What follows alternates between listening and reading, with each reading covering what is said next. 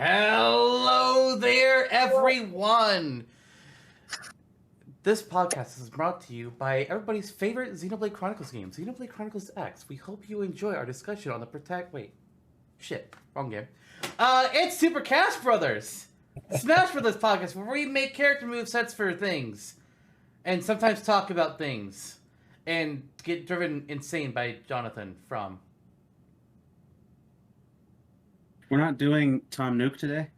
No, that was last Smashtopia. Well, I'm doing my gyroid dance for him. Oh, yes. I was wondering what that was. I was like, I don't know what's happening here. Are you trying to mimic running? Are you running away from Xenoblade Chronicles X because you don't like it? I loved Xenoblade Chronicles X. You did not play it. I watched it a long time ago. The Chronicles of Cross, if you will. What a guy. Wait, it's gone. How far did I throw it? Okay, something listener picked up in Tucson, Arizona. Yeah. Yep. Because I knew the game was rare, and I knew, I had interest in playing it, and I saw it's like, wait, what the fuck? It's right here. I could buy it right now. I'm just gonna get that bought, and then get home and download the updates, because holy hell, you need them apparently. Rip the Wii U Virtual Console. Unfortunate. One day we'll be saying the same thing about NSO. Yeah. And all of the fun games like Kirby Tilt and Tumble that we're playing on it right now. And Prehistoric Man. I forgot that was even on there. That's a guy who's very hairy. That game isn't on the Japanese version of the NSO. Thank God we have the superior version of NSO then. Do we? Yeah, screw Genealogy of the Holy War. Get yourself some Prehistoric Man.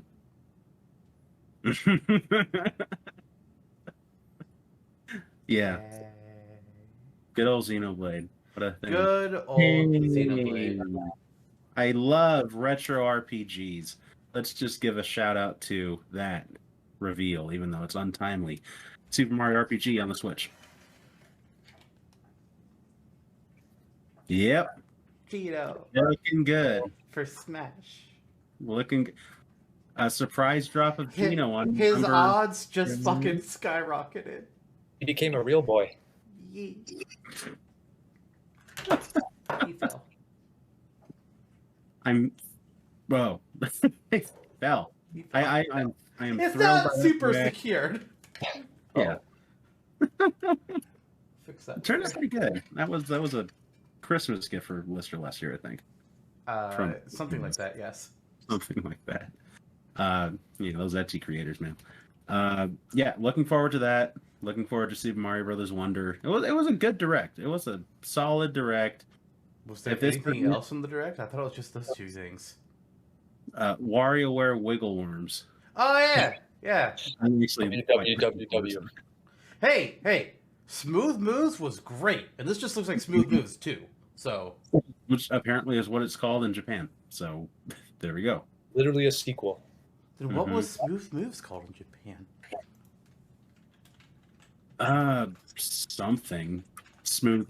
Whatever it is in Japanese, apparently this is called that too in Japan. This glitch move and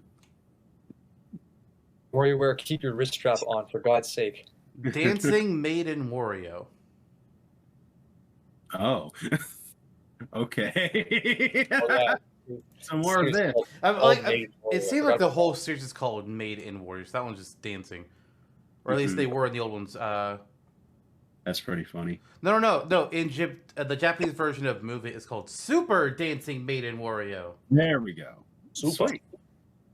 Oh, God. The Korean name. Get this. Amazing Dancing Crazy Maiden Wario.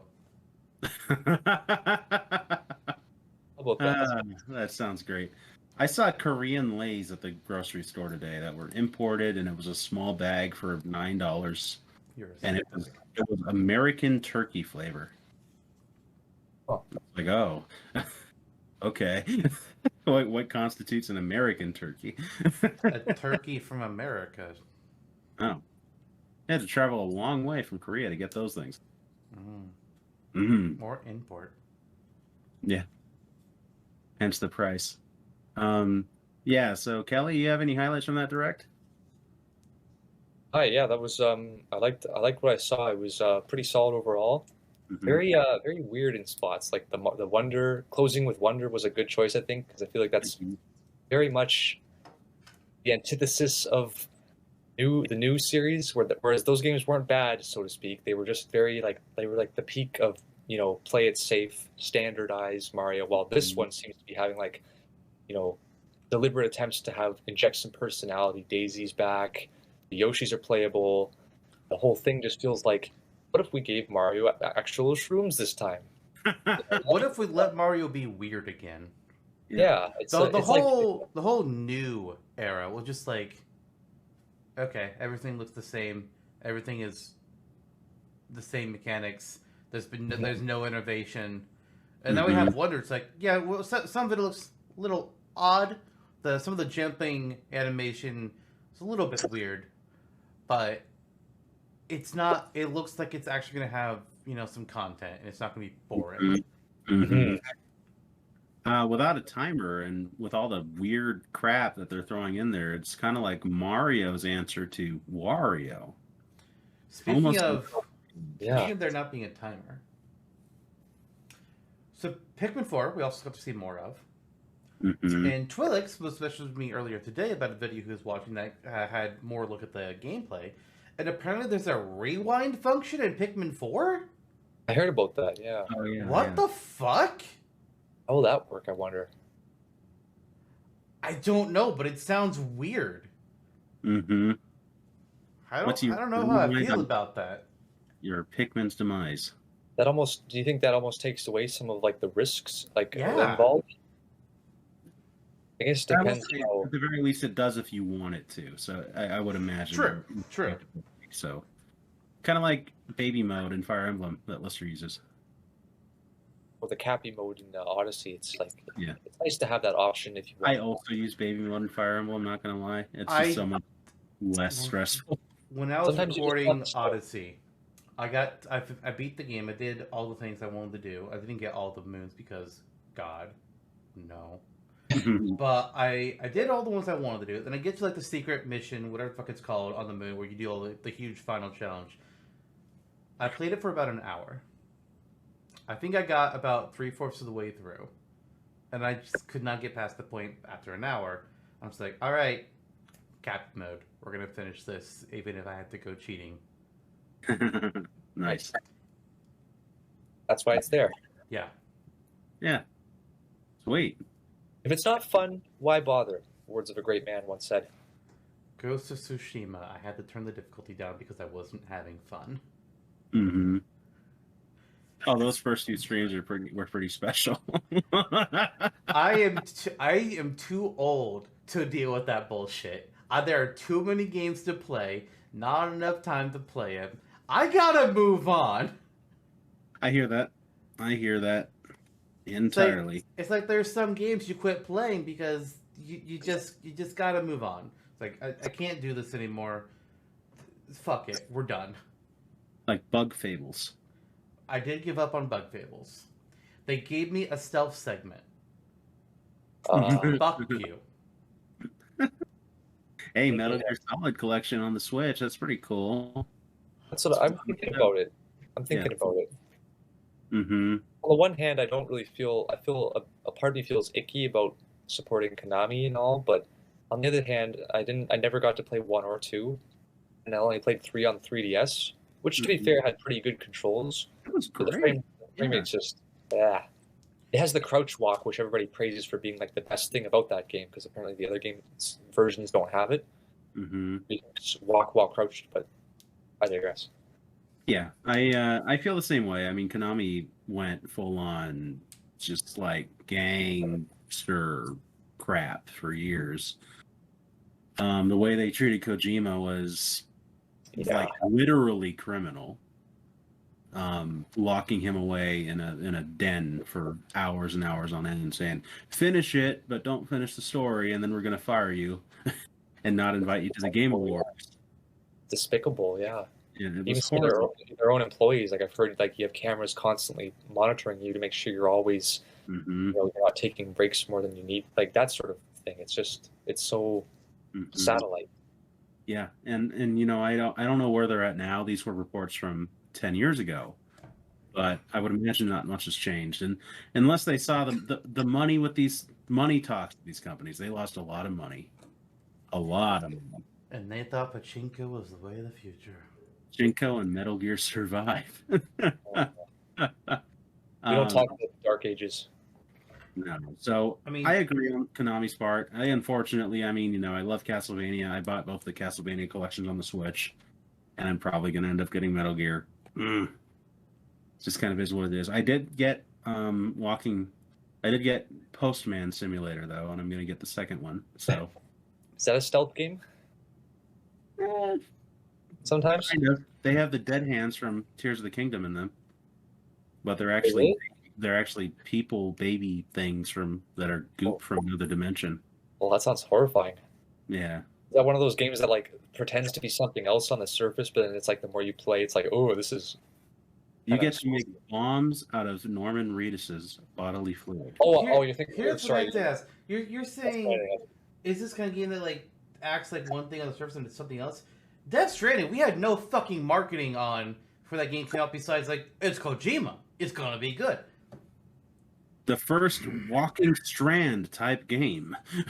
I thought you were talking about like an actual Postman Simulator. I didn't know you were talking about Death Stranding until you name dropped it. So I was like, what is that? That sounds cool. But it's like, most people generally call it walking simulator. I wanted to give them credit. That's the thing that drives me the most insane about Death Stranding and the lead up to it is you had all these people that were just like, oh yeah, it's gonna be amazing. It's a Kojima game. It's like, well, what's the game about? It's amazing. It's a Kojima game. It's like, okay, can you tell me? Can you give us any details about the game? Kojima's making it. It's amazing. It's like, cool, awesome. What the fuck was the marketing for that game? Yep. I couldn't tell you. And in the end, it was good, but very niche and not great. And we just lost our last fan. Norman Reedus, don't go. I didn't know you were listening. Anyways. Nintendo Direct. We got some good announcements. We got some announcements. But now we got an episode to record here, boys. An episode that has been long in the waiting for us because somebody took forever to play the fucking game. Hey, listen, I'm busy. Yeah. Oh, you don't mean me? I started playing like 2 weeks after both of you started, and I finished first. You blinked and the game was over. Pretty much. I don't know how you do it, but okay. Yeah. Because I don't have a life. I agree. Like, it's your hard. life. Like, Wow, fuck you. That's rude. You it's agree? tough as Wow. you get older. You have to like shit. be more discerning in your time, and that's tough. Yeah. Yeah. I'm starting up my time in the way that when people are just like, "Hey, you want to go out to this place?" Like, no. Oh, do you ever want to go out? No, go away. I'm staying in my house where my things are, and where I control the temperature. Fuck you. It is difficult I've learned to beat a traditional RPG these days for me because you're and Xenoblade. They've gotten so long. Yeah. Traditional RPGs in the past were like 40 hours. Final Fantasy VII, it's a lot shorter than I remember it being. Mm-hmm. Xenoblade's just like, oh, you would have a traditional RPG adventure and it's going to take you 40 hours? Ha! Let's triple that number. Like, oh, okay. Xenoblade Chronicles 3 as well. It feels a little more trim than the other two games, and even it did in places. Yeah, and even then, I mean, I think I still time sunk like 80 hours into the thing when I was over with it. I mean, Xenoblade 2 though was a goddamn monster. Uh-huh. I easily put in double the time on Xenoblade 2, and that was just practically just getting to the main freaking story. Yeah. I've been recording Persona 5 Royal lately, and today, Today we recorded episode 120. My gosh. Yeah. Wow. More episodes than Super Cast Brothers at present. This is episode 101. Hmm. Kelly's here for this special occasion. It's a new era. Yes, it is. New era with the same Kelly friends. is finally on a Smashtopia episode after 5 Seasons. Smasher Dashes. Oh, Happy, privileged to be here, guys. So thank you again for hosting me. We'll see how you feel after we dismangle your moveset and just put it inside of a robot skeleton where it has pieces of others, and they all cry together because none of them are complete anymore. We're gonna Frankenstein something or other. Yes. Sounds topical. In a way, it is. Five Nights at Freddy's, y'all. Yep. Nicolas Cage in Dead by Daylight, y'all. Fuck yes, though. I'm glad that he's a survivor and not a killer, because it would make sense either way, but it's kind of cool to see him just be a playable character this time. Yeah. Mm-hmm. Yeah, and who's to say he won't come back later? As Look one at of his Nicolas great Cage villains. be a killer and both survivor and a killer, so he can just you can be playing as Nicolas Cage, and then Nick Cage can come and stab Nick Cage. I mean, my biggest dream has always been that they would get Terminator and Predator, because then you get Arnold Schwarzenegger, the survivor from Predator, and Arnold Schwarzenegger, the killer for Terminator. I just want that so bad. Please. Give it to me. That would be cool. That'd be something. Well, let's get to the chopper. And the chopper is this episode of Smashtopia. It is. But first, we're going to do some showcases. Picking out a couple things for the Smashtopia Wiki that weren't made on the podcast. And yes, shining a light on some shit we've done. So, Jonno, what's your first showcase today? My first showcase, don't mind me, begins from the trunk of an elephantine friend. The Elodunk from Final Fantasy VII? Even closer, my friend. It is... Whoa. I totally lost my train of thought. It's Mastodon from Super Mario RPG Legend of the Seven Stars. Yes, that guy's from that game as well. This is why I chose this random freaking submission, because it's what I had from SMRPG so far on the wiki. Mastodon is one of the rarest enemies in the game. It is, as the name may imply, a skeletal mastodon woolly mammoth thing. Whoa. Kelly looks perturbed already, I know. I had to look this up. Yeah. They're like a general enemy, but really their strength, all their stats make them more like a boss. They're generally slow moving, but they can rush back and forth relatively quickly if they feel like it. Surrounded by a forceful energy when they do, so not unlike some larger enemies from Subspace Emissary. So they have a lot of melee prowess. They can ram into you and just cause a heck of a ruckus and really instantly break shields, ground you into the earth, do many a thing just by existing next to you. But if they're far away, they're also spellcasters. Oh, interesting. Yeah.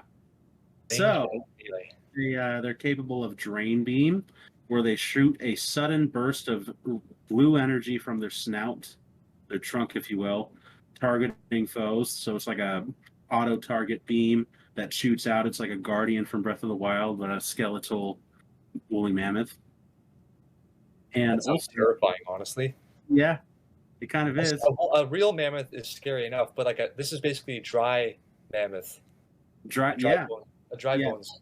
Speaking of which, like dry bones, they fall into shambles if you deal 100% damage or more to them, but they will eventually come back. Never quite safe. If you're in an adventure mode setting, just move on. Just move on after you defeat it. It's also capable of summoning a sandstorm. So if it slams its front feet into the ground, it causes an earthquake that shakes the screen and fills it with a bunch of sand, like a musk of sand filling up the screen, as Sandstorm does. and it slows fighters down if they aren't shocked into position by the quake. And anyone, if you're near the Mastadoom when it does this, you're going to be dealt some pretty devastating damage if its feet touch you. Huzzah! Wow. You know, this brings up a question though. Yeah. The enemies in Mario RPG have some real fucking weird names. Do you think they're gonna change any of them?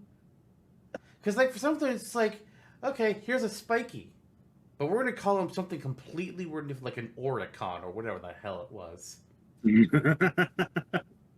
Like, Good question. What the fuck with some of the names?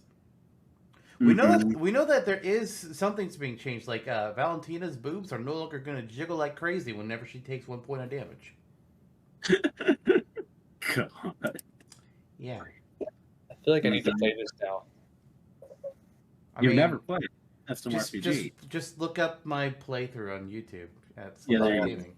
I've got the SNES Classic, and I've been thinking of giving it a shot one of these days, but do it. There's also just like weird enemies. Like, what's up with the chained Kong? I mean, that was supposed to be a reference to Donkey Kong, though. Mm-hmm. And they did show that one in the trailer. Chain Kong was there. Whether he'll have a new name or not, who knows? Mm-hmm. Yeah, there's some interesting names here. I'm looking at the wiki right now. We'll see. Yep. We'll see. It feels like this is what the Paper Mario series needs after an influx of Toads. Yes. Yeah. Oh, yeah. And they're making this game, and it has unique characters like Mallow and Gino in it. Wow. And all the Toads are in the Chancellor's room when you're going in there to tell them about the story. All of them have had their vest color changed so that the Toad can be distinguished. Paper Mario could never. Mm-hmm. Mm-hmm. That's interesting. Miyamoto is crying in his sheets. It's probably just that Squeenix influence. That's like the secret sauce, but it's interesting. That's something I'm wondering, and I don't think they've talked about is this being made primarily by Square Enix again, or is Nintendo actually the ones doing the remake? All we really know is that the original director it's not the original director, but the original music director is working on the game. That's all we really know. Mm-hmm. Yeah, Yoko Shimomura is back. Yeah. Yeah. That is a big deal. That's pretty cool. Yeah, we'll see. It's going to bring up questions about the rights. It's in contention, kind of like Hulk movies in the MCU. Yeah. So we shall see. We shall see. Well, that's a neat concept, Jonno. Is that, just to clarify, is that a boss or is that just a generic enemy? Oh, it's an enemy. So if you're playing through an adventure mode, it can show up, and you have the option of risking it and defeating it for some pretty dope treasure. There you go. Spones. Imagine you use an assist trophy and that thing comes out. Yeah. Speaking of assist trophies, Mm-hmm. they were originally planned for Melee, right? We know this. Yes. Yeah. And Sakurai's even talked about one idea he had for an assist trophy in Melee, which hasn't been used in Smash proper. So therefore, I bring you ducks. The ducks. Right. The ducks from Duck Hunt. That's right. They're here. I'm apparently the transparency user. I decided to make some weird choices with the graphic, but we're moving on. So it's ducks. You know, the Duck Hunt dog, he can be playable. He's got a duck with him, but this is even more ducks. So when the assist trophy pops open, 6 to 10 ducks, depending on how big the stage is, are going to come flying out of it. The ducks are going to fly around, erratically, of sorts. They generally have the goal, though, of just kind of flying up and away past the screen, but they kind of do it like in the weird zig-zaggedy pattern they do in original Duck Hunt. Making contact with them, they'll deal a small amount of damage to any fighter, and they'll kind of like bounce off of them. So like, if they're flying here, they hit Rob, now they're going to bounce away from Rob and keep flying in the opposite direction. After a certain amount of time, any ducks that have failed to fly off the screen because, I don't know, maybe they were summoned on a stupid stage that shouldn't exist, like the Great Offensive, they'll just teleport away. They don't teleport away. Instead, they get shot with the old zapper. So you have like that classic little explosion effect, which can also damage players if they're right next to the ducks too. So don't get close to the ducks. They're not kind to you. Additionally, the ducks can be attacked and they can be KO'd. They don't have very much HP at all. They're very weak. You can easily kill them. They're also immune to knockback, and while they can be killed, they do not award any points for KOs. Mm-hmm. Fair enough. Cool. That's the ducks. Back. The duck flew away. I'm not sure if this is the case, but I'm willing to. I wonder if there's the ducks. There's actually the melee trophy of the 2 ducks. Yep. In melee.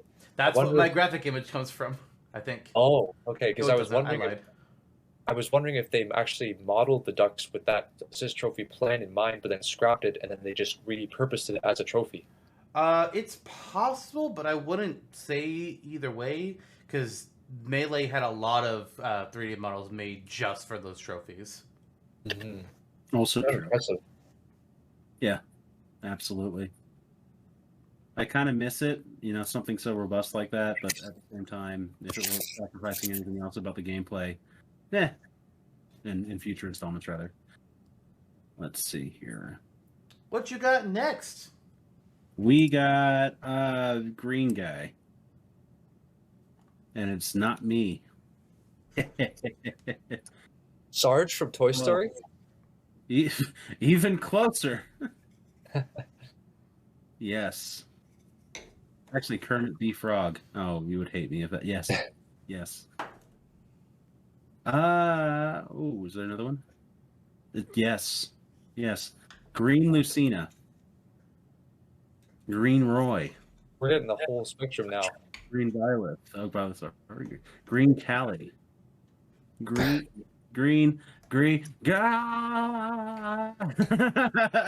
Tonberry Chef. Oh, who's that? It's That's all I got. That's all I have right now. Oh, wow. What a companion piece. That's a piece of history right there.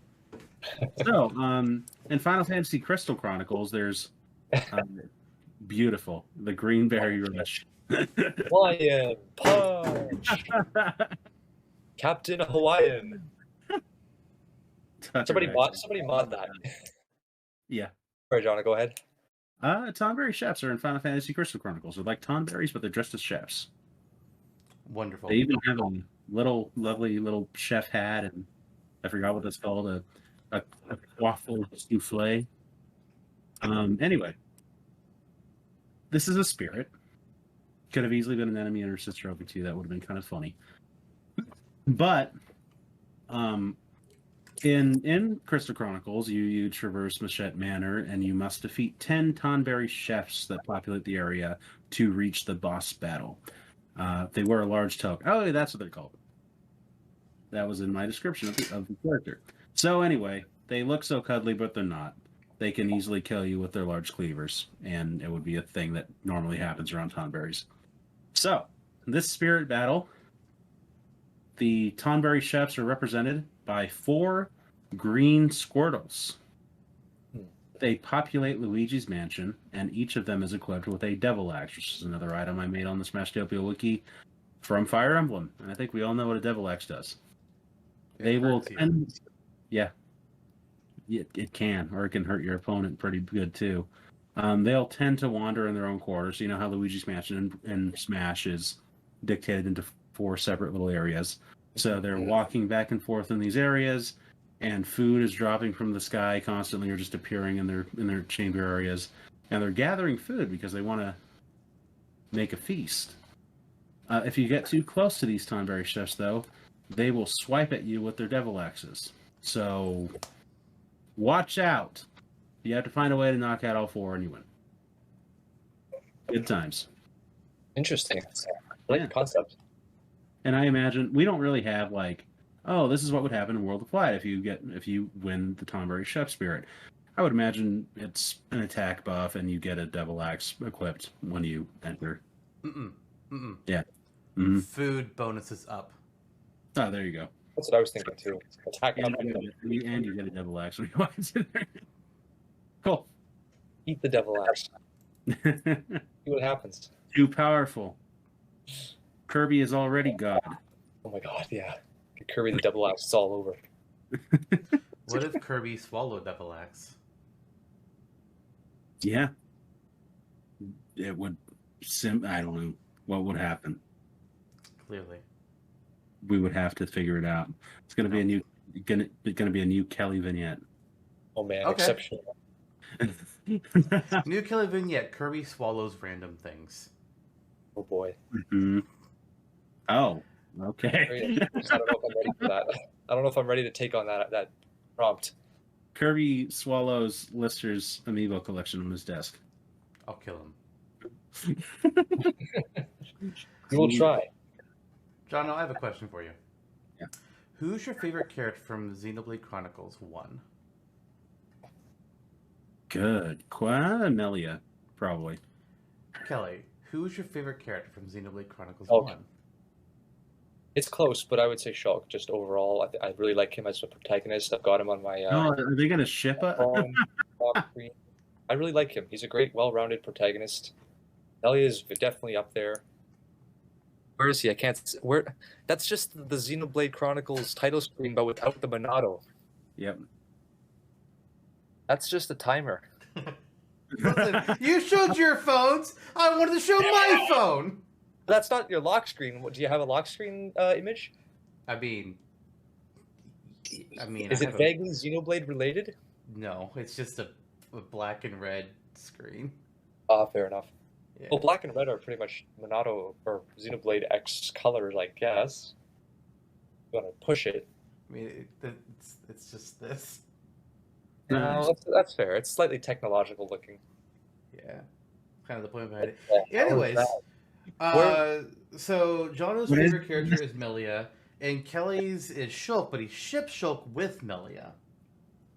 Yes. No. That's what you said. No, I did not say you that. Don't? How dare you? You ship No. with Juju? Oh God. Is this a bit? Are you being serious? I'm being serious about my next showcase being a character moveset for Melia. I thought you already did Melia. I thought Melia already is on the wiki. Yeah, these are things that we made on the wiki at some point, and now we're just telling them. Oh, I'm sorry. Never mind. Struggling to keep up. Okay. Well, Melia got added to the wiki last December. Or was it November? I'm pretty sure it was December. Because, spoiler alert here for Jonno and anybody else that has finished Xenoblade 3 but hasn't done post-game, you can recruit Melia and Nia to your team. Oh, yeah. Yeah. So if you didn't know that, go do that. So I made a moveset for Melia that kind of pulls a bit from 3, a bit from 1. It's really just mainly 1, but 3 kind of like adds, I guess, more to it or something. We'll get there. Anyways, a Melia moveset for Smash because I wanted to do it. And originally this episode was going to be Nia before Xenoblade 3 was announced. And we're just like, Noah? Gonna do Noah. Anyways, interesting animation. She just warps. Alchemath transporter. There you go. Easy stuff. Kirby wears her hat and her little wings for the Kirby hat. Not her hair, though. Just the hat and the wings. Can't do too much. I mean, maybe the hair, but that's not how I wrote it. So, screw you. Her up taunt. She's going to turn around and cross her arms and have an annoyed look on her face. Once turned around, she's then going to say, "How rude," before she turns back to the fight. Down taunt, Melia is going to clutch her staff close to her and lean her head down towards it with her eyes closed and say, "I must not lose focus." She will, however, lose focus, just as a warning. Her side taunt, Melia is going to twirl her staff in her hands a couple times before thrusting it forwards and saying, "On guard." Oh, yeah. Yeah, she thinks that she can take down the enemies, but it's not going to go well. I mean, she's pretty strong. Give her some credit. Yeah, and then she falls on her Ether, ass. Ether. For victory poses. For her first one, Melia will slam her staff down onto the ground as she summons up one of each element around her. After a moment, each element will fire off in a random direction and burst, which creates a colorful display of destructive elemental magic, not unlike fireworks, all around her. Her second one, Melia will collapse her staff and place it against her hip before reaching up to one of her wings and gently stroking its feathers. Melia will then say, "Is this all you're capable of?" if Shulk was in the match. Actually, no. She says that in general, but if Shulk was in the match, then she'll also add his name to the end of it. Because, wow, really, Shulk? That's all you could do? Terrible. And then for her final victory pose, Melia will jump, twirl, and dance around her staff as she gracefully moves about the victory screen before ending in a pose with her staff held out towards the camera. Nice. Now for the moveset. Oh god, why did I write so much for this move? Her first move is Elemental Discharge. This one came straight from Xenoblade 3. In Xenoblade 3, Melia has this move where she can summon up an element around her, and then she can spin those elements for her attacks. So for Elemental Discharge in Smash, if she has no elements around her, then she cannot use its attack. We'll get into how she gets elements later. But assuming she does have any elements around her, she will activate whichever one is floating over to her leftmost first, because she can have 3 of them up. So that way you always know which attack you're going to be using, and that's going to activate this element. If Kirby sucks up Melia, then he's going to gain 3 random elements around him. So then he'll be able to use this special move 3 times before he loses the hat entirely. Now, as for the different elements, Bolt, Flare, Aqua, Wind, Earth, and Ice, pulled straight out of Xenoblade 1. And I made up details of what each of them will do when activated. So for Bolt Discharge, a spark is going to hang in the air for a moment, about a character's distance away from Melia, before a sphere of electricity bursts out from it to damage anybody in its range. She will also get a boost to her knockback for any attacks for the next couple of seconds. I'm taking some simulators here from how from Shulk's auto arts work. For Flare Discharge, it's a bolt of flame, will step forward from her staff, and it's going to travel down to the ground diagonally. When it hits the ground, it's going to cause a short tower of flames to rise up on the spot and damage any opponents to make contact with it. It'll persist for a couple of seconds. She will also get a boost to her attack stat for the next few seconds when using this. Aqua Discharge. Tidal Wave will wash up in front of Melia, dealing damage and also pushing enemies slightly away from her. She'll also gain a regeneration stats effect, restoring 8% health over the next 4 seconds. Wind Discharge. Winds will surround her like a tornado. It's what wind does. It'll deal multiples of damage to anybody that is immediately next to her. This wind will extend to both sides of her as well as go above her, but will not hit anybody below. Additionally, when she uses this, she'll get a boost to her movement speed for a few seconds. Earth Discharge will cause a spire of earth to erupt up in front of her, dealing a high amount of damage to any opponents in front of her, as well as knocking them up into the air, and then she'll get a boost to her defense stats for the next couple seconds. Ice Discharge. Thank God it's the last one. A wave of ice will appear from the ground in front of Melia and travel forward a medium distance as icicles jet out from the ground. The wave and icicles each can damage opponents and a fighter is caught by the initial wave. There's a pretty good chance of being frozen and being tossed up into the air. That chance will increase with each additional hit that they take from the ice spikes as well. Additionally, when she uses it, she gets a boost to knockback defense for the next few seconds. Side Special. Probably, the attack she's most known for. Oh, I know this one. It's Starlight Kick. Yes. Yeah. So Melia's going to use Starlight Kick. She's going to try to make a flying kick forwards before unfortunately falling on her ass and just sliding a little bit forward. Because it had to be here. It had to be. It's the technique. It is. Now, despite appearing to be a fatal attack, the initial kick will actually connect to opponents and deal fairly significant damage to them. Opponents who get hit dead on with the kick will actually find themselves tripping in place on the ground, assuming they were standing on the ground, of course. This could actually be pretty significant because when Melia falls and slides forward, she'll actually deal a couple extra hits of damage. So you could make somebody trip on the ground, and then as she just slides forward, she just carries them for a little bit further and deals more damage. They don't like it, but it's Melia's best strat. She's embarrassed by it, but she learns she can make it work for her. Very good. Good choice. And of course, when the attack is over, Melia will let out a brief "ow" as she bemoans her hurting foot and her hurting ass. Poor Melia. The game just shits on her so much, and it's not deserved. Her special is Spear Break. She jumps up through the air at a slight diagonal angle and, uses her staff like it's a goddamn spear. Pretty simple, honestly. It can hit multiple times if the opponent gets in Melia's way, and they can be carried forward with her up into the air. But there's also a bit of a delay from when the attack ends where the knockback kicks in to send them flying.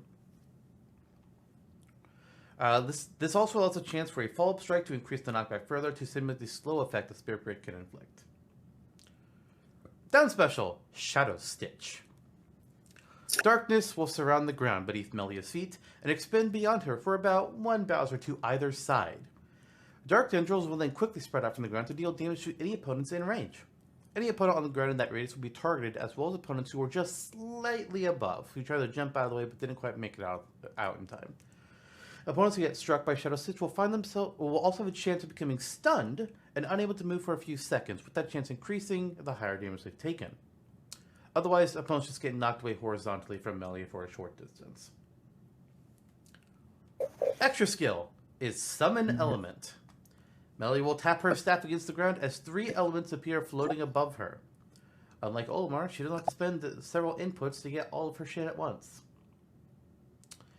The elements are going to look like wisps of smoke with bits of whatever the element it is mixed into the middle, and it's ready to determine which elements Melia gets each time she uses this move. If she uses this extra skill when she already has elements, the old ones will all be completely replaced, as she'll get new ones. So if you don't like the 3 that you get, you can just try again.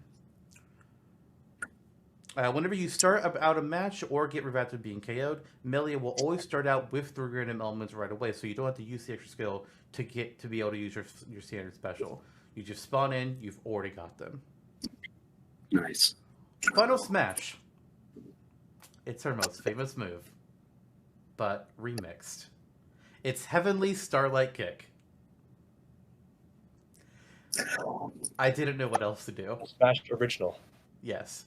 Melia will start off her final smash by activating Mind Blast and sending out a wave of what seems to be a psychic energy in an area in front of her. Any opponent hit by Mind Blast will then be pulled into a cinematic. Through the cinematic, Melia will leap up into the air and dive downwards at her opponent with a kick as her leg is surrounded in the Bolt element.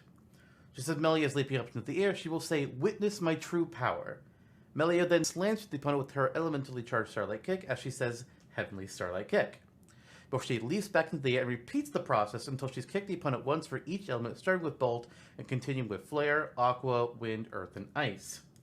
Once the final kick is complete, the opponent will be sent flying away and the camera will pan back to Melia, who will be on her ass, massaging her foot and saying, "Ow." She fell again. I wonder if this is a family technique that's been passed down for generations. And they've never perfected it quite perfectly. They just keep passing it down because it works, I guess. Either that, or it worked for everybody else until her because she's half human. Interesting.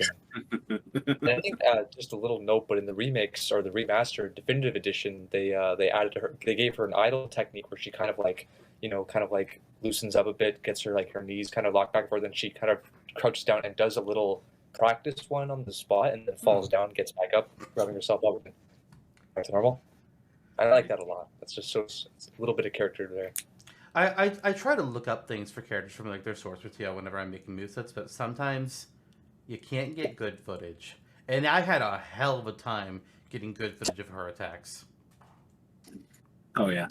Yeah. They're not the biggest on screen either. They're usually this much on screen sometimes. Yeah. And the video I found was of the original Xenoblade Chronicles, so the video quality was worse. Mm. Yeah. As for her outfits, Melia has split alts, where half of them are going to be her Xenoblade 1 look. Technically, it's her future connected look. Actually, no, I think it's her original look, but the picture I have is from the definitive edition because it's much better looking. But then her other half of the arts are going to be her older form from Xenoblade 3. And then she has color costumes based off of Fiora, Morag, Elma, Uni, Nia, Pirate, and Mithra, Poppy, and Tyrea. I decided to pick, all the girl characters, pretty much. Yeah. Makes sense to me. Yep. And I haven't made her home stage yet, but I do have a note that would be the Air of Sea, because that's where Alchemath is. Nice. Yeah. A lot of floating platforms already over the big sea, as you know. So I think that would that's That's basically my vision for whenever I eventually make it. And then in the background, you'll be able to see Alchemath. Like the hovering reef, or one of the hovering reefs. Yep. Yeah, I totally get that. Yeah. That's the vision.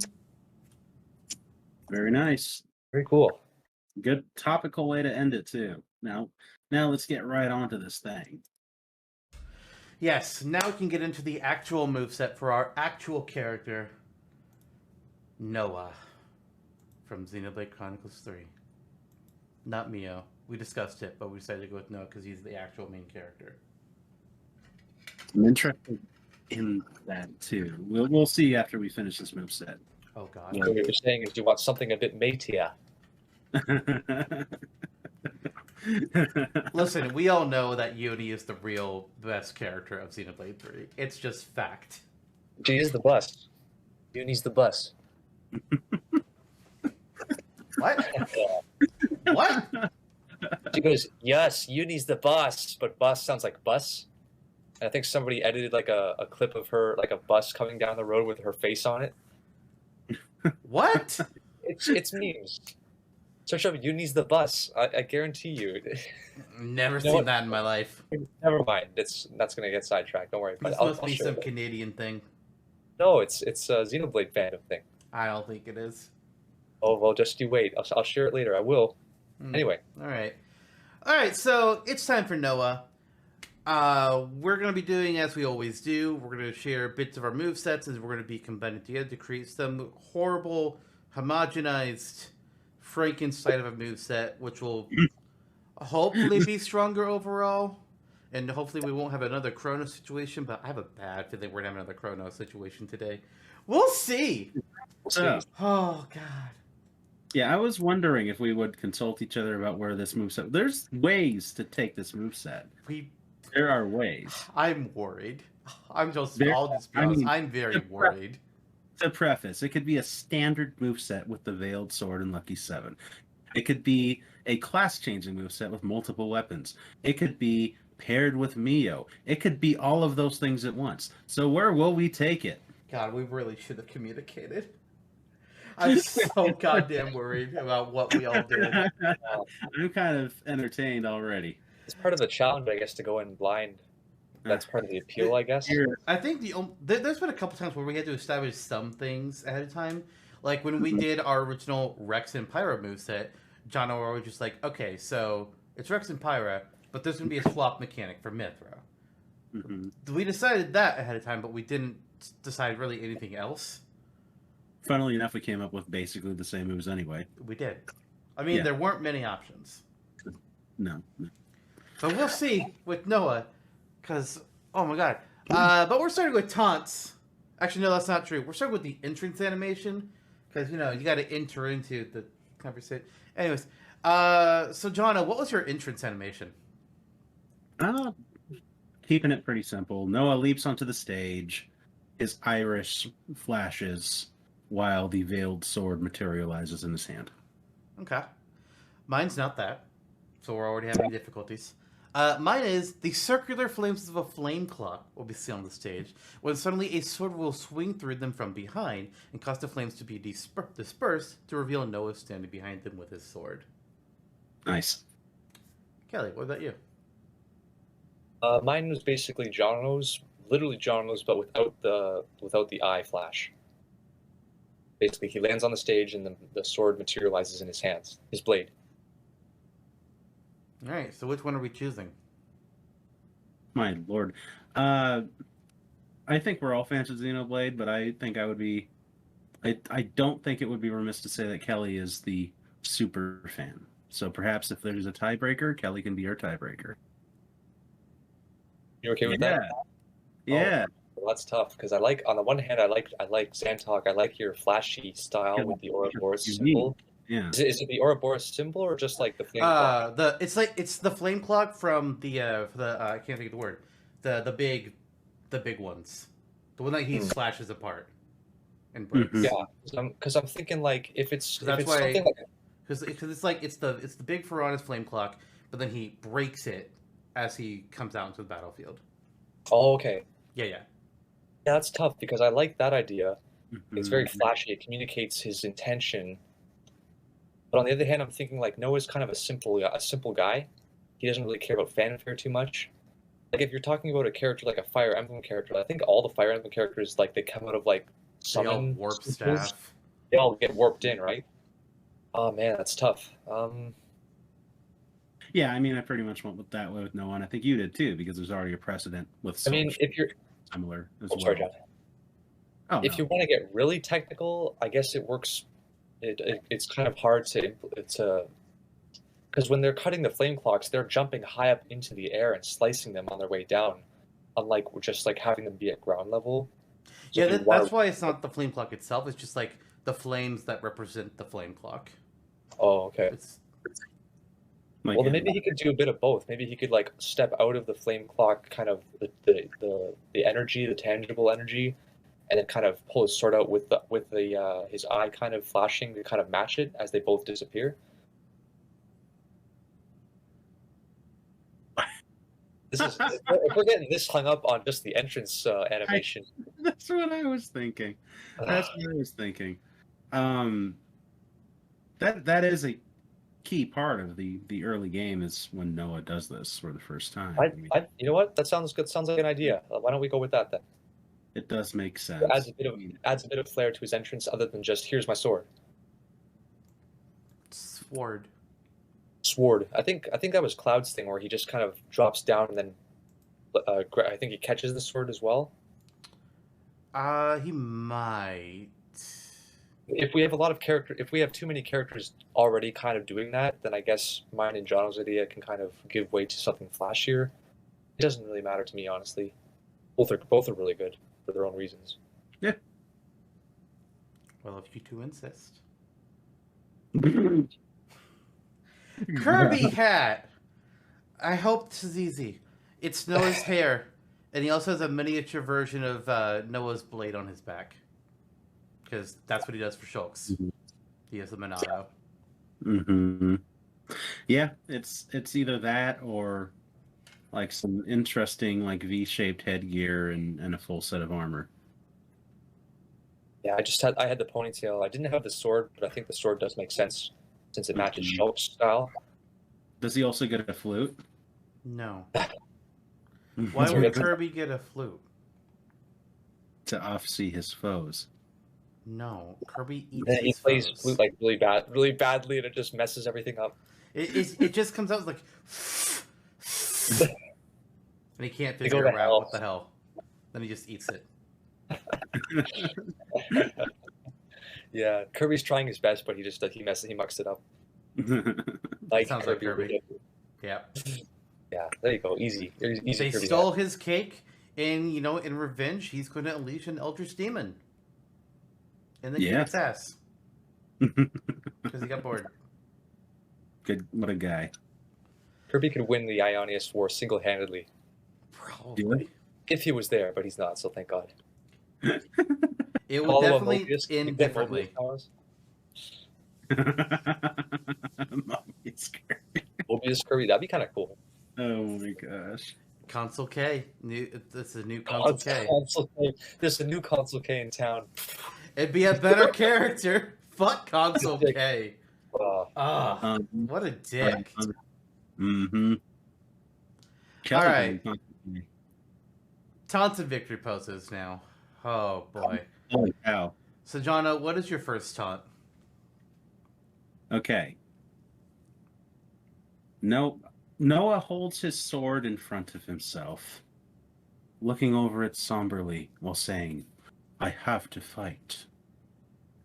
Okay. Does he hold it sideways like this, kind of like he's looking down the blade, kind of, or does he hold it more out in front of him like this? Yeah.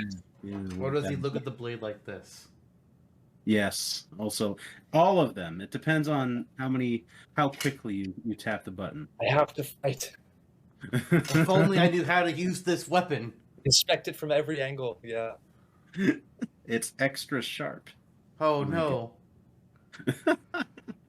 Alright, so for my first taunt, Noah will tap the side of his head to access his iris. As the moment passes, he taps his head again to cause the iris to disappear. If you zoom in on Noah when he has his iris out, it will reveal the Ouroboros iris in his right eye. I like that. nice little detail, kind of like Lucina's Exalt brand in her eye. Exactly. Very good. Because I think that works better than just an idle taunt because it actually shows him doing something. Yeah. Very good. All right, Kelly, what's your first taunt? My first taunt, mine is Noah pulls out his flute and he plays the Kevesi Off-Seeing melody. The move lasts fairly long for a taunt, but it can be cancelled at any time. The melody will also vary slightly each time he performs the taunt. Nice. You can just kind of press the taunt button. He can play for like 10 seconds uninterrupted unless you press a button and cancel the taunt anytime. Jonno is a fan of taunts that just go endlessly until you make them stop. Yeah, which brings me into this next taunt. I was actually going to save this one for last, but since you mentioned it... Started off early. Noah retrieves his flute and performs a shorter version of the Kevesi Off-Seer composition. I didn't have anything about the extra details that you had, Kelly, but let's just say that they're in there and it's the same damn taunt. It could be like a snake situation with his box where you've got a short box and then a longer box where he like plays the short version of the melody. Like it's like what is it like? Do do do do do done. Or he could do one with the somber gyroid dance. There you go. Yeah, you can sit and spin. All right, so for my second taunt, Noah is going to get down on the ground and do a couple quick push-ups as Riku appears and sits on his back. Oh, that's great. I like that. I wish I thought of that shit. Is that his down taunt? Yes, actually. That's what I down put on the for down. ground? Yeah, it's perfect. I like that too. Nice. That's actually really clever. What's your second taunt then? Mine's let's see. I did have one that was him fiddling with the ribbon holding his ponytail together, although I think that might be better suited as an idle taunt, I don't know. So instead I'll say mine also involves Riku and Banana. This one's the down taunt. So Riku and Banana both bounce out from behind Noah on either side and wave at the camera with their wings as Noah glances down at each of them in amusement. I like to imagine he looks at him and was like, "Where the fuck? Yeah. Where'd you come from?" Huh? Nice. He's kind of that type of guy to kind of react, like take things in stride, just be like, Maybe that means they can do some goddamn work. I think I like the push-ups one too. Yeah. I will say that a lot of what I came up with Noah, I came up with the intention of someday making a Mio moveset that would mirror for Noah. We'll see if it's even possible after we combine all of our shit together. But like, since I have Noah with Riku appearing in one of his taunts, for Mio, Manana would appear in one of them, doing something. Yeah. I don't know, because I don't have to think about that right now. That's where it gets tough, because how much overlap do you want to borrow from before there's nothing left? I see. I mean, I literally came up with like, okay, if this was just a solo me moveset, I could easily translate this to a Mio having her own mirrored version of things. But who knows how this whole thing's gonna go down? Yeah. All right, Jonno, your third taunt. Okay, for my third and final taunt, Mwamba appears in front of Noah and places his hand on Noah's shoulder and says, "One more battle and I'm retired," before falling to the ground and dying. Is that actually your taunt? No. Okay. Make him die every time you press the taunt over and over again. The cycle of rebirth. Mwamba would be the 1-star spirit battle that has no special abilities on it. Oh my gosh. Poor Brilliant. Mwamba. Absolutely brilliant. What a meme. What a guy.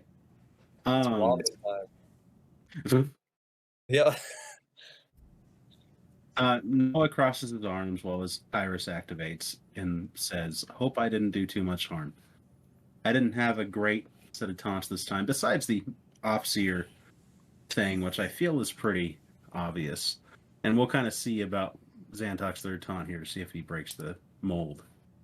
So for my third taunt, Noah will unsheath Lucky 7 and point it forwards like the start of his Ouroboros order before he puts Lucky 7 away. Ganondorf, basically, take the sword out, and then puts it away. Yep. All right, Kelly, what's your third taunt? Really sharp. My third taunt is that I don't have one. What? Sorry. Really? My second taunt was the fiddling with the ribbon, like the. Your the third ribbon. taunt is the fiddling with the ribbon. Well, it's like I thought that might be. I thought it might be better as an idol, but I that was going mean, to be my side taunt. we have 9 taunts. We're going to pick 3 of them, so. Mm-hmm. Alrighty then. That's what I got. All right, victory poses. Jonno, what's your first? My victory poses. Oh, here's a controversial choice, considering some of the things that have come out of your filthy mouth, Lister. Mio joins Noah as they close their eyes and play a duet version of A Life Sent On their flutes. All right, so for my first victory pose, Noah will pull out his flute. This is why it's not on the top. So it's better as a victory pose because he just beat his opponent's asses, so he's seeing them off. God damn it! But imagine seeing them off mid-match, like in a player league. It would make them so mad. Or they're struggling to get back on stage, and you're just roasting them with the flute playing. No, they're struggling to get back on stage, and this bitch is doing push-ups. Noah pulls out his flute and plays some of the notes from the Off-Seer tune "A Life Sent On" for the foes that were defeated on the battlefield. That's my first victory pose. Nice. Right on. Nice. You guys want more flute? Oh God. Yeah. Victory pose is the camera pans around Noah as he plays out on his flute, eyes closed. He continues playing as the flute fades out and changes into the victory screen music. Kind of like clouds, where it'll do his whatever his theme is with him playing his music, his flute, and then it'll do the that sort of thing. I thought you were saying like how Cloud plays his flute. I was like, what the fuck, Final Fantasy VII have you been playing? There are no flutes in that game. There are trumpets, but that's it. Cloud playing the trumpet, yeah. But yeah, so Noah will still be, he'll still be engrossed, like he'll still be doing his animation, but then eventually while he's doing that, it'll transpose to the traditional victory music, and he'll keep playing. Gotcha. All right. Nice. Okay. Yes. Noah twirls his sword around his body while shouting, "Another battle won," and makes a pose identical to his artwork from Xenoblade 3. For mine, Noah will pull out Lucky 7 and clean off the blade as Riku watches to make sure Noah does it correctly. Riku will be glaring the entire time. Wait, what? Sorry, Riku will be glaring at Noah the entire time. It's like, you better clean that blade right, or I'm going to clean you up with it. Oh, shit. Mine is Noah's... so Noah's wearing, it starts with Noah wearing the sheath, the gauntlets, and it breaks off from his arm and re-encases itself around Lucky 7 to become his regular blade again. Nice. Right. Okay. I do love how Riku's just like, I have this sword. You're like, oh. Anyway, Noah slashes forward once with a veiled sword, which then transposes into Lucky 7, which he also slashes forward with before it freeze frames. And he shouts, "I live to fight and fight to live." This is truly an iconic quote. Very good. Yeah. All right. Cheers to you. For my last victory pose, Noah will be in his Ouroboros form, falling to the ground. As he lands, he'll cancel all the interlink that he has with Mio, and the two will separate and land down next to each other. Following this, Noah and Mio will high-five. Oh, nice. There she is. I like that one, yeah. It's like the reverse of Corrin's dragon turning into a dragon. It's like they start as the big form, and then they kind of revert back to normal. Yep. Yeah. It's also the reverse of Fire Emblem Fates, since this is actually a good game. It's true, though. Yep. Two sides of a conflict, but things actually work out more or less. I didn't have one. I didn't come up with a third victory pose. I'm sorry. I couldn't think of one. But if I were, I think it would be something to do with his Ouroboros form. Okay. I'll count that as 2 counts for mine.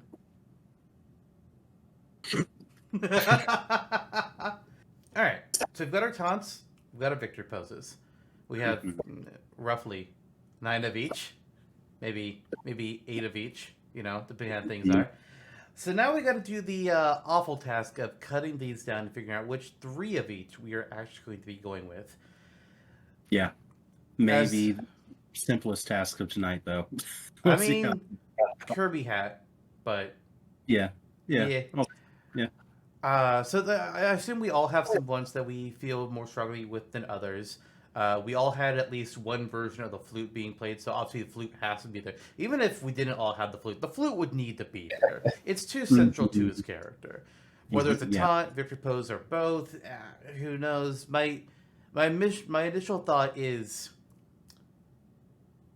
if you go with both, then there are potentially other cool ideas that we end up missing, but they could be done in different ways. I know some of my favorites were, at least of my own stuff, because, we always favorite our own stuff. Saying the iris, but it's also just a very simple animation that could be an idol, doesn't necessarily have to be a taunt. I also really like, Riku with the push-ups. And then the Ouroboros form coming down was probably my favorite victory pose of my own, including the flute. I would pose that if you have to have the flute, I think you have to have the Ouroboros somewhere. That makes sense. Mm-hmm. It was probably showing up elsewhere in this episode, but I still think it poses a... There's an argument for it to be in a victory pose or a taunt. The taunt would be weird. The victory pose as well. Yeah. I mean, it's not like super forms haven't been in victory poses before. Our Citizen Joker's victory poses. Yeah. I think there's been Pig Ganon victory poses in the past. No. You remember. Pig Ganon was not in any victory pose ever. And Mario was in Piranha Plants. Oh, yeah. We need more of those. The other characters coming in to be featured in other characters' victory poses. Those would be cool. They really should have just made it Waluigi getting his ass kicked by a Piranha Plant. I hate it. Extra salt on the wound. Yeah. If I can say one thing, I think one victory pose that I'm very much behind is the one you brought up, Jonno, was saying fighting to live, living to fight. I think that's a great tagline. I think it really serves well as Noah's mindset and really is good as a post battle fight. Smashing to live, living to smash? Nah, probably not. But the original, I think that stands very strongly as an option. I wanted to find good quotes to use, but when I googled Noah Xenoblade 3 quotes, I got nothing. It's like, great, thanks. Oh, I got some. It seems we're all in sync, right, Tyon? Yeah. I'm sorry. Anyway, yeah, that would have been perfect. It seems we're right in sync, right, Mario? As Mario is on the ground, heaving, dry retching. Well, thank you, Kelly. Thank you. Yeah, and I again, as something that I think was one of my favorites, or rather a concept that was one of my favorite things, is involving the no pun. Having Riku and or Manana in here, I think that's Kelly brought it up twice. Lister did once. Something needs to be involved here, or rather, Lister did twice and Kelly did once. I get you guys confused sometimes. We're all heartthrobs. What? So, yeah. I really enjoy. I think of the three. He's kind of looking down at Riku and then Manana on one side and the other, right? With your Tom Kelly. Oh yeah. Yeah, I think they're kind of a pair. They're kind of a package deal in a way. Riku and Manana. It's hard to have one without the other, really. That's true. That's so true. I just like taunts that summon a little like with Joker with Morgana just popping up for a second. I like taunts that just bring up another character just briefly. It's like how if I were in Smash, Zantok would appear in my taunts. No, I wouldn't. You would bring up a garden gnome. Also true. Oh, I This mean, is a stall. Watch down to Morgana-sized Zantok. Get out. oh my god. Notice Only- I was not the one who said anything about that. That was Kelly. That was Kelly. Well, I hope you all enjoyed Kelly's last episode on the Supercast Brothers podcast. Hey, okay, whoa. These are just all hypotheticals, people. That was so great. Oh my gosh. I almost lost my train of thought. Having Riku and Manana, maybe they can both be sitting on Noah's back while he's doing push-ups. That could work. Nana is on top of Riku, who is on top of Noah.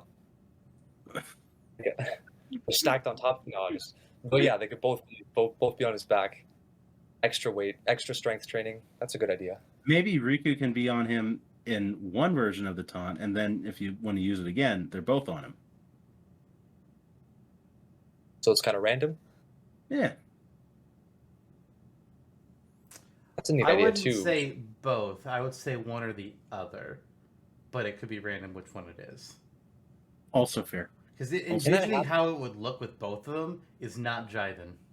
They're a little too big for that. Yeah. Is that possible in game? Like, is it only Riku who is on his back, or is it like randomly? Is it either Riku or Manana? Have you ever seen Manana? I've only seen Riku, but again, this is part of like what I had said before. Like, most of my stuff was done with the concept of like, okay, here's a Noah, but then there would be a Mio later, so Mio would have her own Manana taunt. That is, and also why he only does it with just Riku in the game.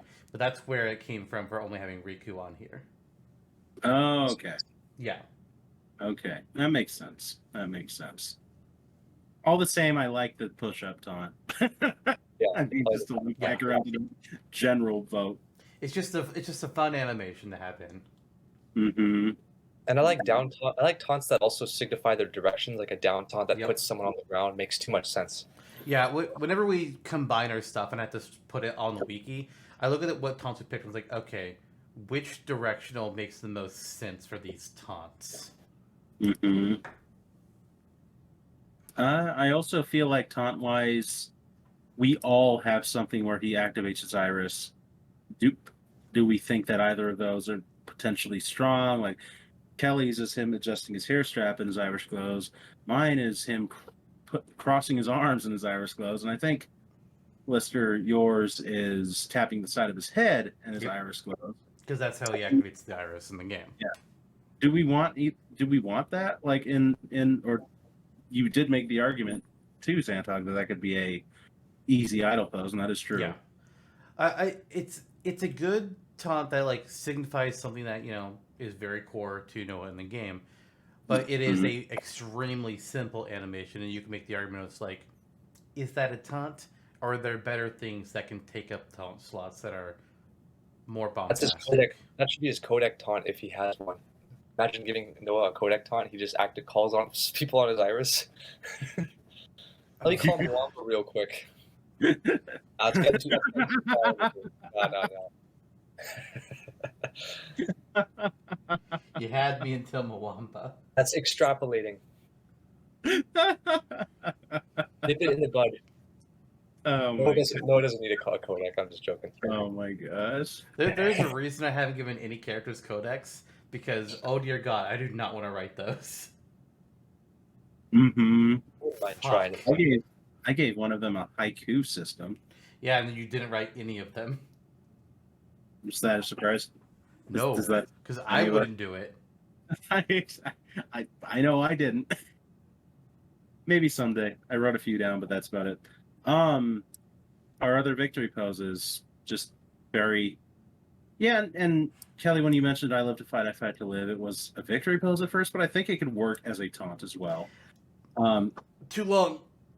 Yeah, if we kind of shutted it down, but going through the taunts that we do have left, we do have on my end, again, very general. I personally am not like a huge fan of them. This is where I was struggling. I had the meat of the moveset done for weeks leading up to this episode. The taunts and victory poses, I was like, where do we go with this? Yeah, that's always after the fact. come with the moveset skeleton first, then it's the animation. It's like, okay, these take more research. Yeah. So where it's like Noah's holding his sword and saying something, it's like, okay, I mean, it works, but other characters also already do this in Smash. So if you want something different, then we should go for the different, and that's why I'm kind of tapping my 2 extra ones out, besides potentially the Off-Seer song. What was the animation though for that quote? Which one? I live to fight and fight to live. Yes. That was him slashing forward once with the veiled sword, and then unleashing Lucky 7 and slashing forward again. Okay. Yeah. Classic victory pose. Yeah. I think it's better as a victory pose because it kind of like he's like justifying like his mindset just after he's like the reason I've fought this battle is because I fight to live and I live to fight. Agreed. Right. I agree. Okay, so what do we have we agreed to fast track the push up? Push up, I'm all behind. Yeah. All right. Push up is in. Push up is in. 2 more taunts, guys. The iris argument, I think we can shelf until we go through the rest of them. The rest of it being Noah looking at Riku and Manana, Noah using the Lucky 7. I forget the animation. Pointing forwards. Pointing forward, Lucky 7. And then just the flute. Well, Kelly had taunts too. I had Kelly's was the flute, and then looking. Oh, right. Mm-hmm. I think if you're really sick of like Riku, you don't want to see him twice. Just having the push-ups as one is fine. But if you don't want to have like one being Riku's here with the push-ups and then another being here's Riku with Manana, I feel like that might get a little old fast. So something simple like pulling Lucky 7 out of the sheath and then putting it back in could work as like a side taunt. Staring at it. Sorry? Riku's on the ground looking at it when he does it. Yeah, he's just everywhere. He's just always there for everything. I'm kind of that Riku mindset. Is always watching. It's like a Morgana thing where Morgana appears in all of Joker's taunts. I think if you have Riku appear twice, you have to have him appear 3 times. Yeah, I also don't like that Morgana appears all 3 times. Like, you can do other things. Just once for Noah's case feels plenty, you think? I think so. I'm inclined to agree, yeah, because I think like you could have one or the other, but like you said, 2 is straddling the line, 3 is too much, or plenty, and 1 is plenty. But yeah, Yeah. It sounds like we have with 2 open slots, either unsheath, sheath, activate iris, flute. 2 slots for these 3 things. Oh, you're not going to go with the push-ups? Oh, no, push-ups is already in. That's why there's only 2 slots open. Oh, I'm sorry. Yeah. Right. Meanwhile, victory poses, nothing has been selected yet, but flute is there again. There's the Ouroboros falling and the high 5. Clitting Lucky 7. I don't remember what you guys had for your victory poses. Mine were again. It was Mio and Noah playing the flute. Was Noah twirling the veiled sword, saying another battle won, and then making a pose identical to a Xenoblade artwork. Okay, and then Kelly had the dynamic pose for the flute, and what else? Just having the gauntlet come off of his arm and back onto his sheath. Okay. And then the other one that I had was the one that we were talking about, the dynamic with the 2 swords and the quote. Right. Mm-hmm. I think the Ouroboros is a must. Like I think for one of the victory poses, I think having the Ouroboros in there somewhere is a must. I like Mio. I agree. I'm also feeling the 2 sword slashes with the quote. I'm feeling dynamic flute for victory pose. And then for taunts, sheath unsheath, and it's a question of do we want iris activation or do we want second flute? If I can chime in, I think that kind of works one with the sheath unsheath because it kind of parallels, again the taunt with the matching victory pose. Mhm. And if you wanted to differentiate and have the flute as the taunt and then the victory pose, you could have the victory pose. You could have like the motes that rise up behind him. Mm. You can have those kind of rising up a bit behind him, like as they fly off while he's playing. If you want to kind of give it some juice. For the victory pose version, you mean? Oh yeah, for the victory pose version. Okay. And then just have him doing it normally with no motes for taunt. I think the argument that Zantok posed at the beginning of this was there's an argument for the flute to be used in both the taunt and the victory pose. It's that essential to Noah's character and identity. But there may be better ideas. Now that we've gone that, it would be a shame to use the flute twice. Now that we've gone through it, I kind of feel like there are not better ideas. It's pretty much flute twice or iris once. Yeah, and we've already made the argument that I agree with. The iris could be an idle pose. So flute, thing as the taunt, and then dynamic flute as the victory pose. Yeah, I think that's where we're at. Then so his for the idle taunts, the idle animations, the iris is idle taunt is idle 1, and then maybe the ponytail adjustment is idle 2. Yeah, we can make them. Yeah. Okay. This will be the first Kernel Smashtopia wiki that actually has idle animations written down. Just toss them in the character description. Be like, there you go. Yeah, I have an idea of where I'll put it. Okay, cool. All right, but now that we have that, special moves. Holy cow, we did it! I think we made it. One victory pose. Cool. All right, so I don't know about you guys, but I kind of feel like I need to talk about my general concept before I go into what any of my moves are. Yes. Because I fear we all went in wildly different directions. This is going to be a cluster. Okay.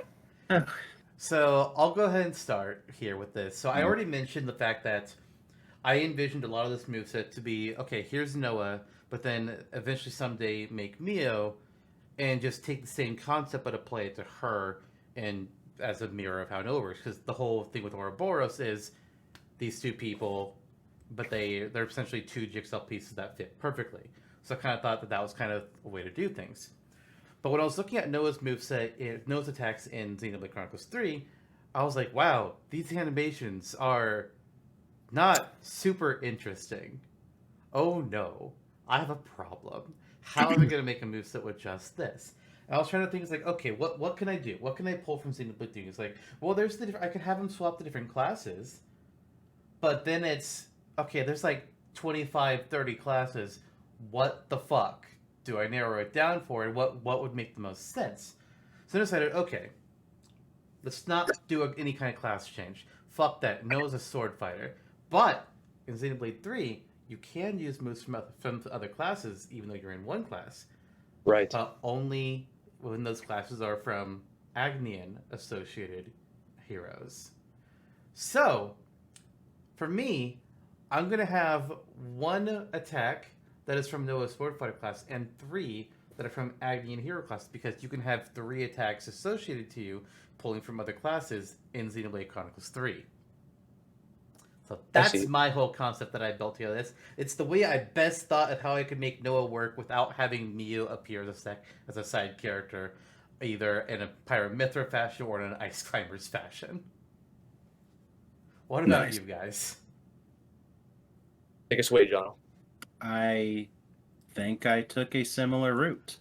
God. Where we're acknowledging class changes and weapon swaps in this moveset. The extra skill I should mention is battle arts, wherein there are 4 icons next to Noah's character portrait during the battle. And as these function, and as the battle goes on, Noah's attacking opponents, scoring KOs. They fill up a little faster. We all know how meters work in Smash.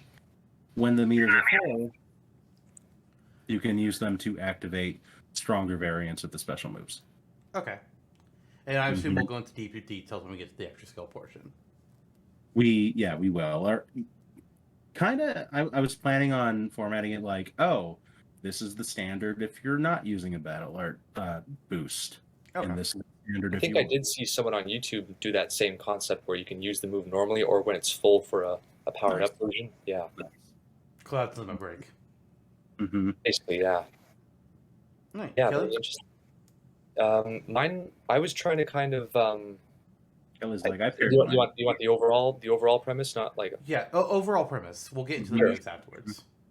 basically harkening back to the meat of well, first of all, actually kind of similar with I wanted to try to have moves that incorporated not him changing his class, but him using moves from other classes, be it class arts, Agnian, or master arts, Kevis, anything like that. So and specifically the moves of his teammates Right. as much as I could fit in.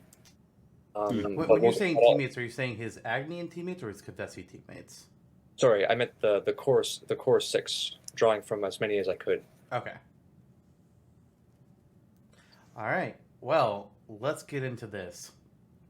Jonno, what is your standard special?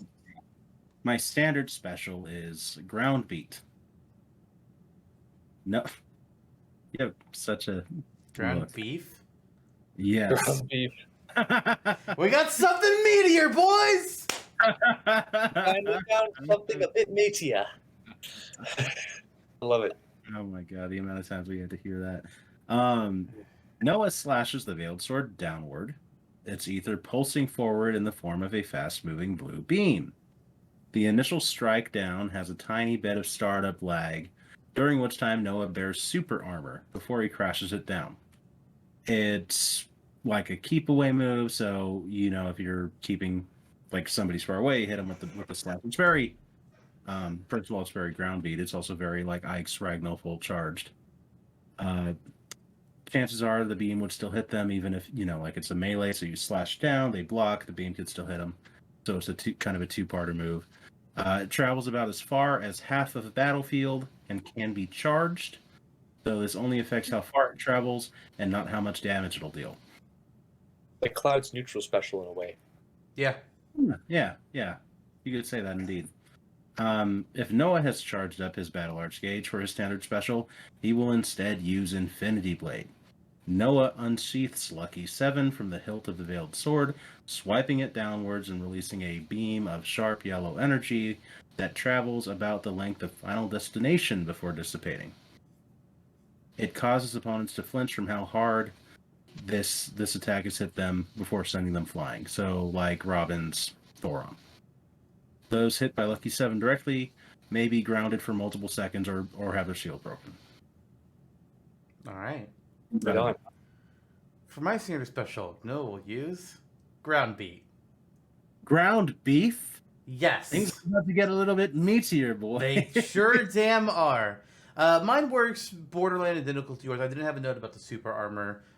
Just really that, swings it down, then sends out a curved projectile with both the sword and the projectile being different sources of damage, and that he can charge it up to do more damage. And then I don't have your master arts, so there's no upgrading of the move for now. But other than that, it's borderline the same move, ground beat. It's of all of his actual sword fighter attacks, it was the only one that was interesting. We're kind of in the same mindset there. Yeah. Probably hit up the same wikis. I mean, I also booted up the game to watch all the animations of all the attacks that I researched. Yeah. Which was a lot of class changing. It's all a big smorgasbord of moves. Yeah. I also, when I was looking at the other class attacks, I restricted myself to just the first two, because those are the only ones that he can use as his secondary attacks. Mm-hmm. Kelly, what's your standard special? Oh boy. All right. So stick with me here. I went with a move called Arts Combo. So I'll just give you the general. This is kind of to give again the spirit of Xenoblade as a whole. But here we go. Arts Combo. I'll just read it word for word, I guess. Arts Combo is a move that changes based on furthering a combo to inflict statuses upon an opponent. It involves using the Arts Sword Strike, Noah's, Shield Bash, and Myopic Screen in that order to inflict Break, Topple, and Daze status respectively. Any status that is inflicted on an opponent will have a short timer window during which the next stage of the combo can be applied. The combo is reset if a status times out or if the opponent is KO'd. With me so far? Yep. Okay, so upon first using the move, Noah uses Sword Strike, I imagine a horizontal slash, to inflict break status on an opponent. He will always perform this art when facing an opponent without any status afflicted, or just by default when there's nobody in range. Upon using the move again, when there's an opponent with break status in range, the move automatically changes to Shield Bash, with Noah instantly materializing the Guardian Commander's blade and shield, which then inflicts topple status. This causes the opponent to trip. It can get up and keep moving, but the topple status is still present for a while. Finally, using the special again near an opponent with topple status changes the move to Myopic Screen, where Noah summons the Medic Gunner's staff to inflict Daze status. This move has slightly more wind-up, but a successful hit puts the opponent into a daze as if they'd just broken their shield. Daze status is removed once the opponent returns to normal, either by taking damage or waiting until the effect wears off. So it's the break, topple, daze system that is present in every Xenoblade game, with his moves changing to reflect his Kevesi teammates, Lance and Uni. Nice. It's a bit meaty. There you go. Ground beef. Wow. So they'd be creating a new stat factor that just kind of like floats around a character for a short time. Or it could be on their by their damage. Like it could show the break cooldown by their damage meter. Right. Either way, yeah, just to show a status. Huh. That's a cool move. Kudos. It was not on my radar. No, that wasn't on mine either. This could be interesting. There you go. It's a bit heavy, but there you go. All right. Well, let's keep going and we'll see how things shake out. I have some thoughts, but we got a lot of other moves to get to first. Yeah, so, Jonno, what's your side special? My side special is keep with me here. It's a Gemini Strike. Gemini Strike. Yep. So Noah incorporates the chakrams, if you will. Noah tosses a chakram forward that travels about as far as Link's boomerang, but much quicker before returning to him. It deals cut-heavy, light-based damage, and can be comboed with a second chakram that Noah can toss at any interval by simply using the side special input again while the first one is out.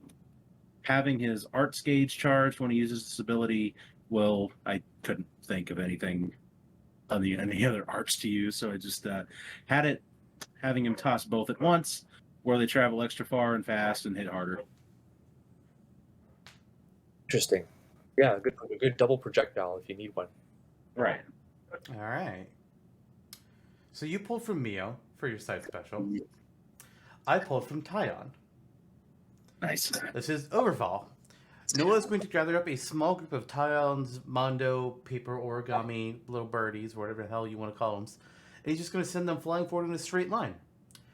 There are going to be multiple hits that this trail can do, so there's going to be small little hitboxes all throughout, so you can hit opponent multiple times. And you can also direct it to a degree with the control stick. It's not going to be like tight controlling the flight patterns, but just like tilt it one or another. It can like go up a bit. Yeah. Like Pitt's arrows. Yeah, that's actually a pretty good comparison. Okay. They probably wouldn't fly as fast as Pitt's arrows, but generally speaking, yeah, that works. Mm-hmm. You picture the Mondo flying and coming back to Noah, or just flying and then disappearing? Just flying in a straight line and disappearing. So kind of like a quick combo with the birds. Yeah. Okay, nice. Simple but unexpected. I'm starting to get kind of worried because I realize I haven't given Noah any projectile-based moves. Hey. I mean, not every character has projectile moves. Yeah, it could still be all your moves that we choose at the end of this. Shulk doesn't. It could be a mismatch. It's the name of the game. Fair enough. Yeah. Frankenstein's monster. Appropriate for this game. All right, so Kelly, your side special. Mine. I pulled from Mio and the chakrams as well. I used Wide Slash. So Wide Slash, Noah materializes the Zephyr ring blades or chakrams, and it does a quick dart forward, ducking low and slashing both blades horizontally in front of himself. When he does this, he gains a brief moment of invincibility during the slash that can evade many other opponents' moves with the right timing.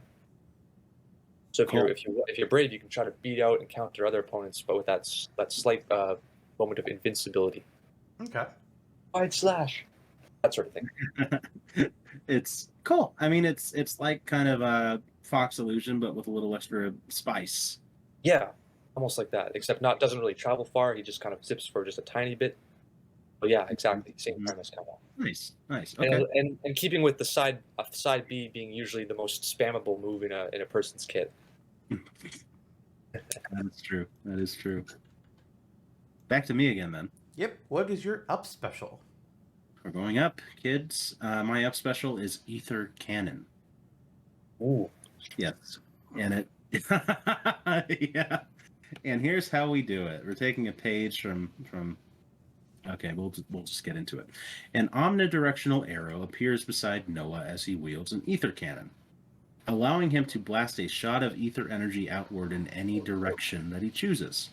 If he chooses to shoot downward, the ether will let him rise into the air. He can shoot bullets rapidly within an allotted time before running out of them, ultimately letting him travel upwards at about half the height of Snake's Cipher. If his arts gauge is fully charged, he will shoot out one huge ether bullet that deals damage and knockback equivalent to a little more than Samus's power beam, and this would take him very high up instantly if he shoots downwards. Yeah. It almost makes me think of like Mithra's. She's got like the two different, like the chroma dust, like scattering shot, and then the one big, what's it called? Ray of Punishment. Ray of Punishment. Yeah. Yeah, either one big shot or multiple smaller shots. This is true. Interesting. Yeah. All right. So my up special is pulling from Senna, as he uses giant swing. So imagine, boil it on the concept to its simplest points. It's like Mark's Dolphin Slash, but slower. And instead of just doing like this one solid swing up with the sword, Noah's going to be taking out Senna's gigantic ass hammer, and he's going to be swinging it twice as he goes up in the air. Nice. So hit opponent's way once, hit a second opponent way further. So he becomes Tinkaton. Yes. Yes. Nice. This hammer is real. Oh. That would be Senna's Pokemon for sure. That Absolutely. would be the protagonist of Project Hammer's up special if that came Back from the dead. out. Project HAMMER. That is so 2007. Yeah. Edgy, realistic graphics. XD. Wonder why I got canceled. Me too.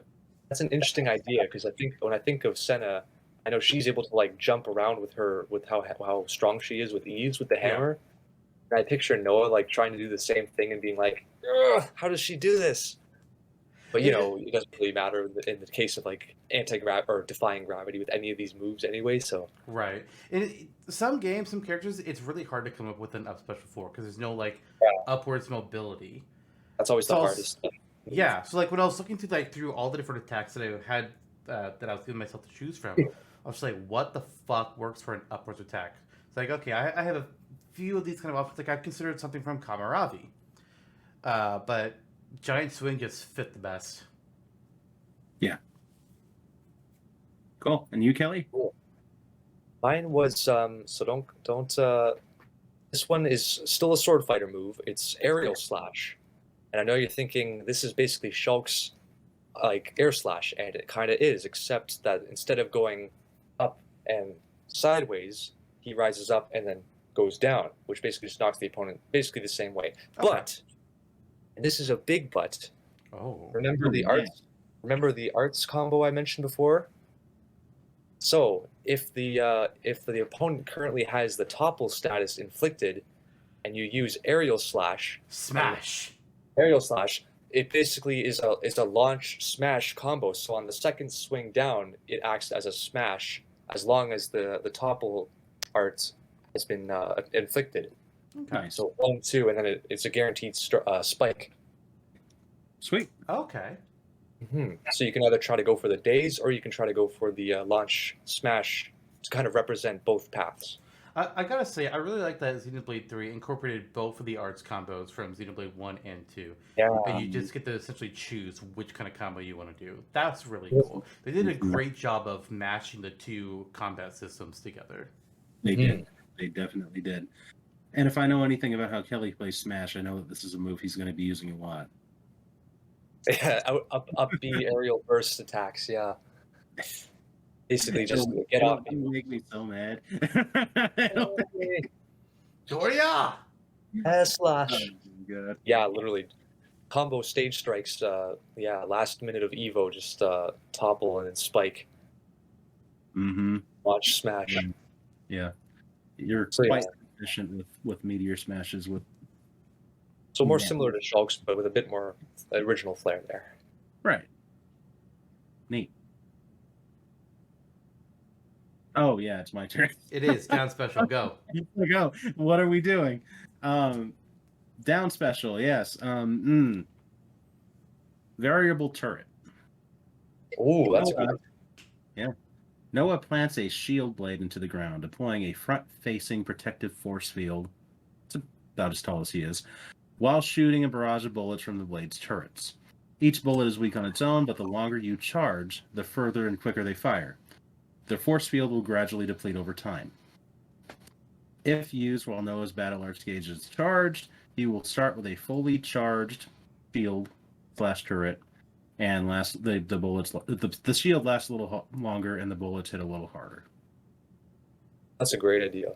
It feels like a very much down directional move to solidify himself and get stuck in. Right. It took me a bit to realize what the fuck this attack was. Like, oh yeah, from that what cutscene? Right. I think Lance uses it a few times, but yeah, it's kind of to me, it's like his trademark move where he's like, this is let's get stuck in. I mean, yeah, that's the kind of ranged attack that you would expect a tank to use. Mm-hmm. Like a ranged defensive move, which we don't really have a lot of. Yeah. All right, so for my down special, I pulled from Tyon. I pulled from Senna. And I bet you're thinking, you're pulling from Mio next, right? No. Why would I pull from Mio? Mio's getting her own character slot. She can do her own attacks somewhere else.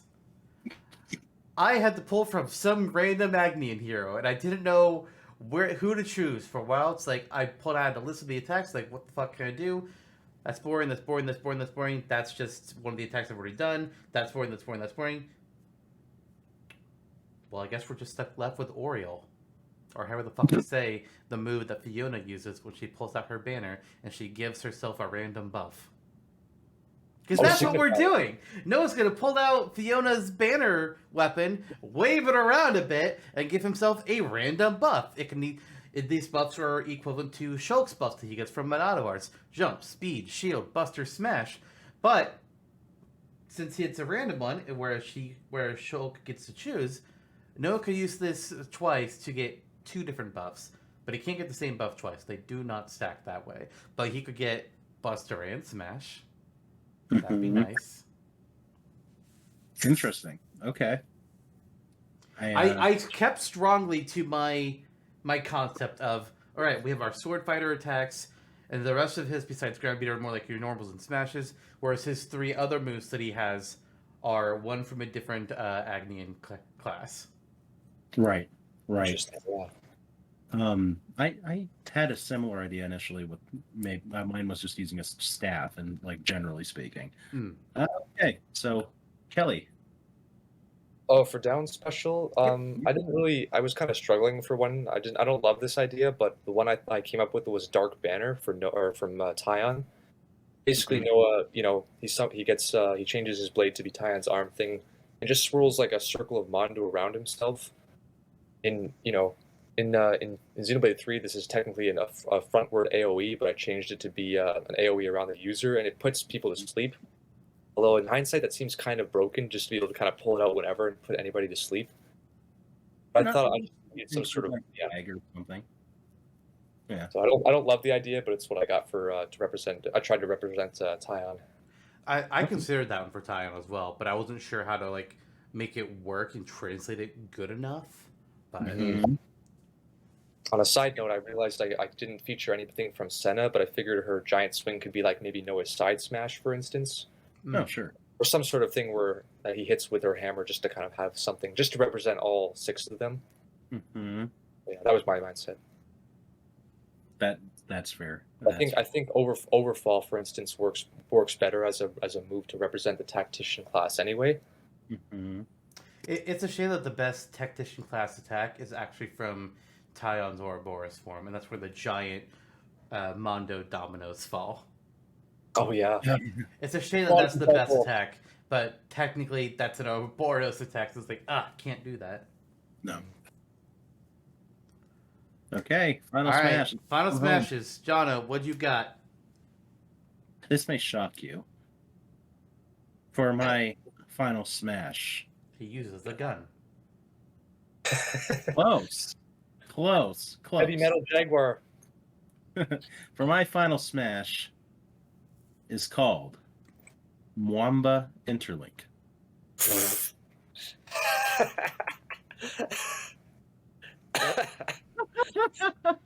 He was 3 days from retirement! Noah just watches in horror as Mwamba and the other guy hacked, whatever his name is, they just form into some abomination. We could do it the whole time. And then they die 2 seconds later. They just fall. And the animation of them falling is what damages anybody in front of them. Oh my god. Oh. Where's Council Mwamba? Console If we can get that little shit as a console. The other console. Fuck that little shit console. Fuck that guy. Mm-hmm. I love it, John. Jack Frost. Console J sucks. Yeah. I felt kind of bad for him at the end. Nah. He was a total brat the whole game, but then like I started to kind of feel bad for him in his last scenes. I felt bad before he became Console J. After that, it became fuck you. Yeah, I feel that. Okay, so Mwamba comes to Noah's side as the two join hands. No, he doesn't. Move on. And he says, No. After this, I'll enter retirement. And the two interlink into their Ouroboros form, a unique form for Smash. Jonno, press for time. And he just fell over and died. Pressed for time, are we? Yes! Okay, it's Mio. Mio and Noah join hands and interlink into the Ouroboros form. Suddenly, the Ouroboros reaches into its chest and reveals a powerful energy-charged sword from within, and you use that while you're piloting the Ouroboros around the stage. It's not a cutscene Final Smash. No, you're doing a transformation. Yeah, you have transformed into it, and you are controlling the Ouroboros. So any button input besides movement dialogue will see you slash forward its sword with like incredible might, dealing devastating damage after a short lag window. It pierces through shields and even super armor. It's just all around a bad time to get caught up in. There's slowdown in the movement with general walking, but you're impenetrable, so that kind of makes up for it. Controllable Mobius on the stage. Yes. Ouroboros. Sorry, Mobius. Yes. Ouroboros. Mobiorus. The world from Sonic the Hedgehog. Mobisaurus? Yes. Oh yeah, Eggman. I will become the undisputed master of Mobius. So that's Console E. Ouroboros Interlink. What are your guys's? So mine is that Noah is going to charge forward with Lucky 7. Whoever he hits goes into a cinematic. And the cinematic is more or less just a complete recreation of the Ouroboros Order Limits Unbound that Noah does with Mio. They'll start off by going into Noah's Ouroboros form, do a couple hits, then they do a kick, they jump back, split, go to Mio's form, do a couple hits, Final Smash is over. Mm-hmm. It's just Limits Unbound. The exact thing. Why must perfection? Yeah, it almost writes itself in a way. It really does. Mine was the same. Mine was literally Limits Unbound. Yeah. Right. Yep. Except it's a little different. Because it's hard to like think about these scenes in your head with like how much time are they going to give themselves to like do they have to speed things up? So I basically just kept the focus on Noah where he does like he just slashes with the sword, he jumps back, the swords come together, and he does the surfboard's mega spinning edge, where he does like the upon this sword, I cleanse my fate or whatever. He does the big spin, and then it knocks him out of the cinematic. Okay, so you just do the first half of Limits Unbound. Right. If it's pressed for time, like it's not really a big issue, but that's just what I went with. Yeah. Gotcha. Okay. Mm-hmm. All right, boys. Extra skills. Jonno, you gave us a bit peek of yours earlier. Did you have any other details you had on it, or? That was basically it. I mean, it works as other meters do. You charge it up. There are elements that you can pursue to make it charge faster, racking up damage on your opponents, KOing an opponent. Getting KO'd yourself knocks your charge back a little bit. But generally speaking, I let it all loose during the special moves, where it was like, and this is how it would work if you were using the arch gauge. Okay. For mine, originally this had a different name until I realized, oh shit, this is actually an art that he uses. God damn it. So originally I was going to call it Unsheath, Lucky 7. But then I was like, oh, Unlimited Sword's a thing. Okay, it's Unlimited Sword then. So he's going to Unsheath Lucky 7, which is going to increase all damage that he does with his sword attacks that are non-specials. Because, he's using extra Lucky 7 now, so, Sharper Blade does more damage. Makes sense. But in addition to that, Ground Beat is going to be transformed to Tachyon Slash. As Tachyon Slash, it's still going to be a projectile attack, but it's going to hit harder, it's going to go faster. And on top of that, for some fun, the projectile, it's invisible now. Oh, God. Oh. It can still be reflected or absorbed if you know the right timing, but it's an invisible projectile. Good luck, sir. The Raptor from Jurassic World all over again. Right. Lucky 7 will only be unsheathed for a set amount of time, and then once it's done, the move goes on cooldown before you can use it again. Mm-hmm. Okay, nice. Wow, that's Zantok. You basically almost had what I was going for with mine is Lucky 7. Well, whatever you call it, Lucky 7, Unlimited Sword. Mine's basically that, with the caveat that during normal gameplay, every time you land a successful hit with Noah, a gauge by his damage percentage slowly fills up, and once it reaches maximum, then if you hold shield and press B, then he pulls out Lucky 7 from his sheath, replacing every regular non-special move with, basically it gives him a slight boost of damage and lets him also break shields in a single hit. Oh. So if your name is Jigglypuff, then you better watch out. Get fucked, Puff. So it lasts about 20 seconds or so, I was guessing. Okay, so ours are borderline the same. It's just how the activation works a little bit different, and then I do like the fucking up the shields. Yeah, just bam, over. Fuck shielding opponents. You have to go full offense, no defense. You can't shield at all, basically. Okay. If you don't want to risk it. So. That was Alright. me getting I'll tear it Nobody all cares, down. Jonathan. Yeah. All right, see ya. All right, we gotta pick what moves are now. Who's going? And since he's gone, that means he gets no input. What did you say? I said it's time to pick our moves. We gotta narrow down this move set now. Jigs. The Jiggy Hat. Jigglypuff is my friend and yours. No. And together, No. we will solve this moveset. We fucking better. Today, we use our power to fell a puff, and then seize our destiny. Ah! Sorry, what were we saying, Zantok? Don't Boy. use your powers for evil. Don't use your powers for evil. Don't use your powers for evil. Even though you could completely kick them off and just destroy everything, don't use your powers for evil. Oh boy.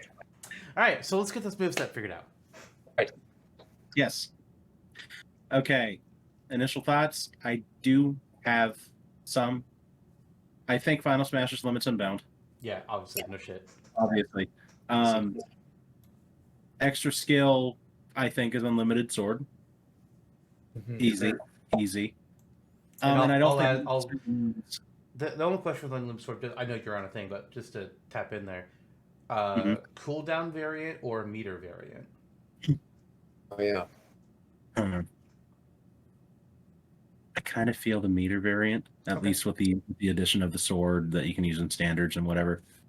Okay. Makes sense more from copying a gameplay perspective, where you have to work to get it filled up. Okay. Mm-hmm. All right. I just need to know so I know how to like mark my own notes. It's like, Right. okay, do I keep this or do I need to alter this? Right.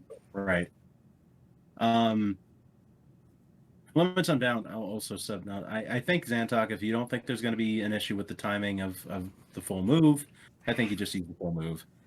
It's a final smash. They're allowed to be flashy. Okay. Okay. There we go. The easiest part is done. Easy. Oh, fast. I do think it doesn't necessarily have to negate some of the if we choose some of my moves. What we did with the battle arts doesn't necessarily need to be erased. It could just be, oh, he charged the move and then did it. We'll get there when we get there, though. Any thoughts? Preliminary thoughts? I think overall we kind of we're all pretty much on a similar wavelength. Like I think our ideas can mesh together better than we thought they were going to.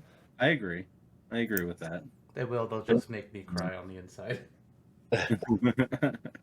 There have been times, especially with our RPG characters, where we and sometimes our guests, if we have one on, make literally entirely different movesets that cannot work together.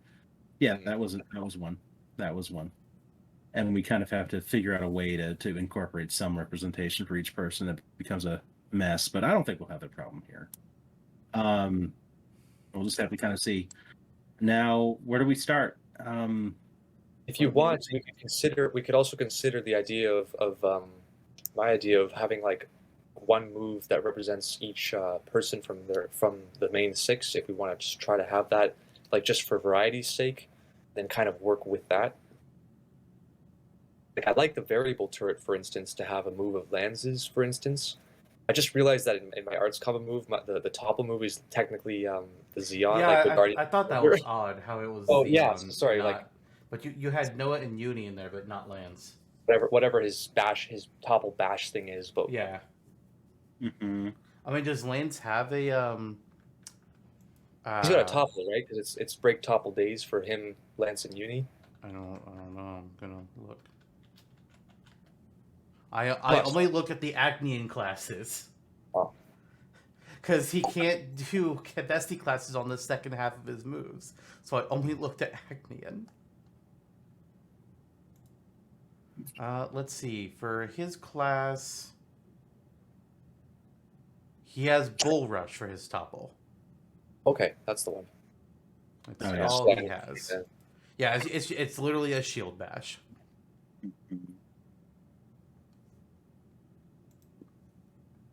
Yeah, because I was thinking at one point, depending on how extra skills were receptive, that could put the arts combo on extra skill and just kick Xeon out and throw Lance in. Mm-hmm. That's something I was considering at one point. Yeah, that's fair. I mean, it's an interesting move, that's for sure. Incorporating the different status effects. Yeah. I guess the argument there is ground beat is a fairly ubiquitous move for Noah, and I think the execution that we came up with Zantok also works fairly well. It's also a projectile move for Noah. Yeah. And I feel like this is a very melee heavy move set. It may be that if we don't choose ground beat, we may not choose any other potential projectile option. I had two projectiles, right? So because the other two, you guys both had a projectile move each with the chop turn throw or the overfall. Yeah, I had ground beat and overfall. Mm-hmm. And I had ether cannon and variable turret as well as ground beat. That's true. Arts combo. I mean, I do like it because you're incorporating representation of 3 characters in one swoop. It's a lot, I will admit. It was trying to be kind of like a system management within a character. Well, I mean, it's Xenoblade, so it fits. Yeah. My thinking is that if that wasn't going to be used, then you need like a move to kind of like unis or lances, for instance, respectively, with like the up B or the down B. Would be nice to kind of feature them somehow. Mm-hmm. But the arts combo is kind of a package deal, so it's either going one way and then adjusting, or going another way and adjusting.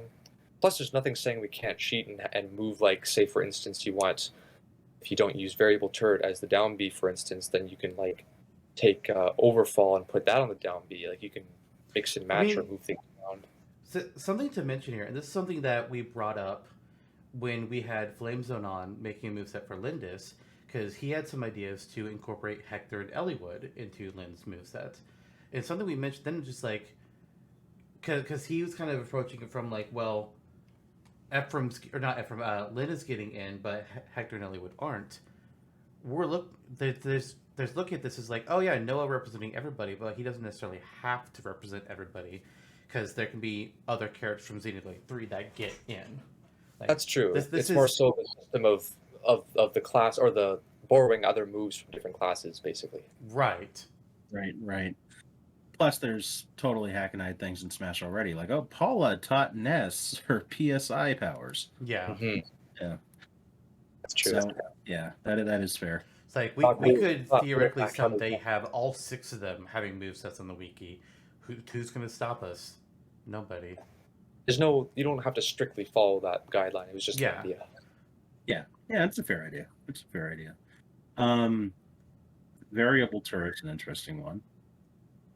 I may pose that it's the strongest of the 3 moves. I like that one, I think, the most, as a down. That screams down B to me, for sure. And the only reason I don't want to disrespect Signifier, but I may also have something that I want to share. I was going to share later on. Mm-hmm. Kind of, we'll see, but separate from Noah, but yeah, but also related. Okay. Another thought. Legs. Yeah, that's a sequel. Arts Master, or whatever the fuck it was called. Arts Combo. That could go on down. Say what? Arts Combo could be a down special. Oh yeah, like a Pokemon, shoulders. What? Like where you you know how, like, a Pokemon trainer, every time you press down B, you end up getting a different moveset. Just in premise, where, like, every time you press the button, it cycles, or in this case, wherever it reacts to what. You know what? Never mind.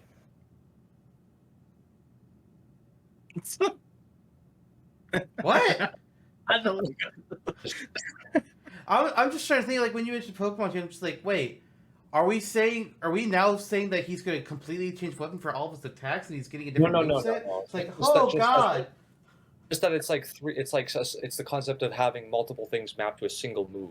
I was gonna compare it to Villager's Tree. Oh yeah, sorry. I guess that's more of an apt comparison, for sure. Yeah. You know what? That works much better. That's like I'm in the middle of like saying this to me, like, yeah, kind of like how Villager's Tree has this multiple thing, and then I hear Pokemon trainers like, wait, yeah, you know what? I've lost my trade. What? Yeah, no, Tree is better. For sure. It's pretty great. Just seeing him totally break down. So confused. Loading icon right here. Sorry about that. Oh, Lord. But yes, that's right. I mean, I knew Oriole was a hard sell. I knew, because, like, I don't fucking know what to do for the last move. Mm-hmm. Yeah, I do like. I think Arts Combo would work on either standard, down, or extra skill. Some attacks can go in different, work in different slots, and I think that's one that could be moved around. Mm-hmm. Yeah, it's a strong move. It definitely is. Just be a case of reacting to what you'd want to map to the others in either case. Yeah. If you ended up going with it, yeah. Yeah, there's lots of options here, and it's kind of the point of the whole mechanism of Xenoblade 3 with how diverse the customization options are.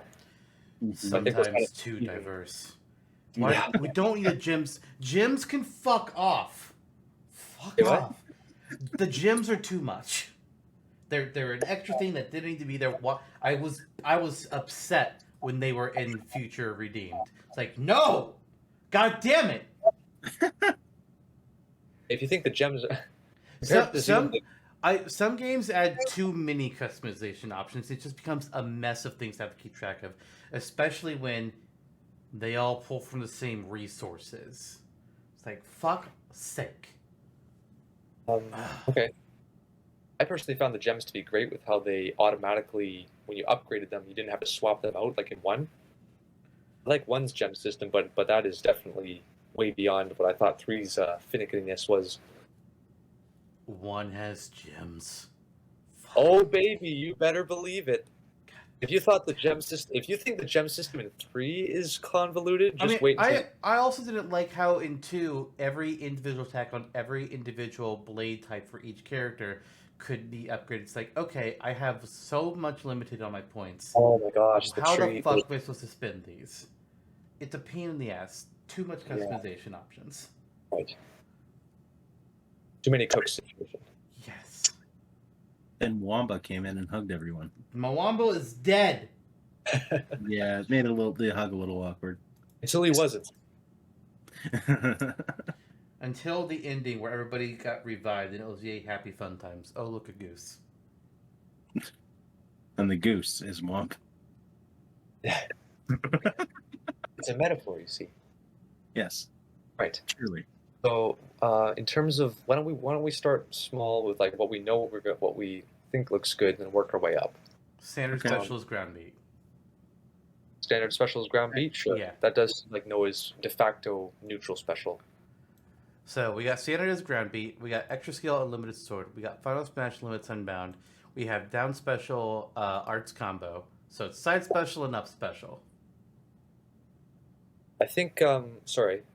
Do you want this to be? I know, John, you've got a move with the chakrams from Mio, and there's also the move for the Mondo. Do you guys picture them having both or one or none?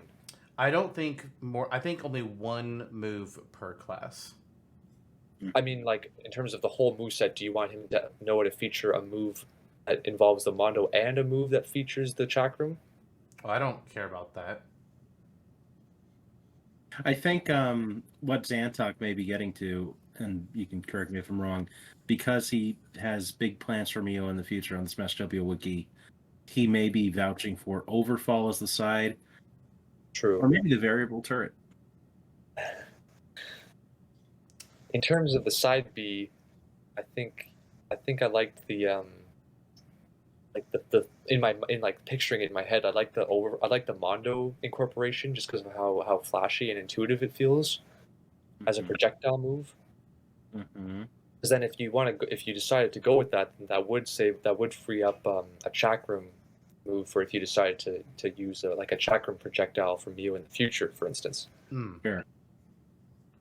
Yeah, what I was trying to say was just like, I don't mind, like, having both chakram and Mondo is not an issue.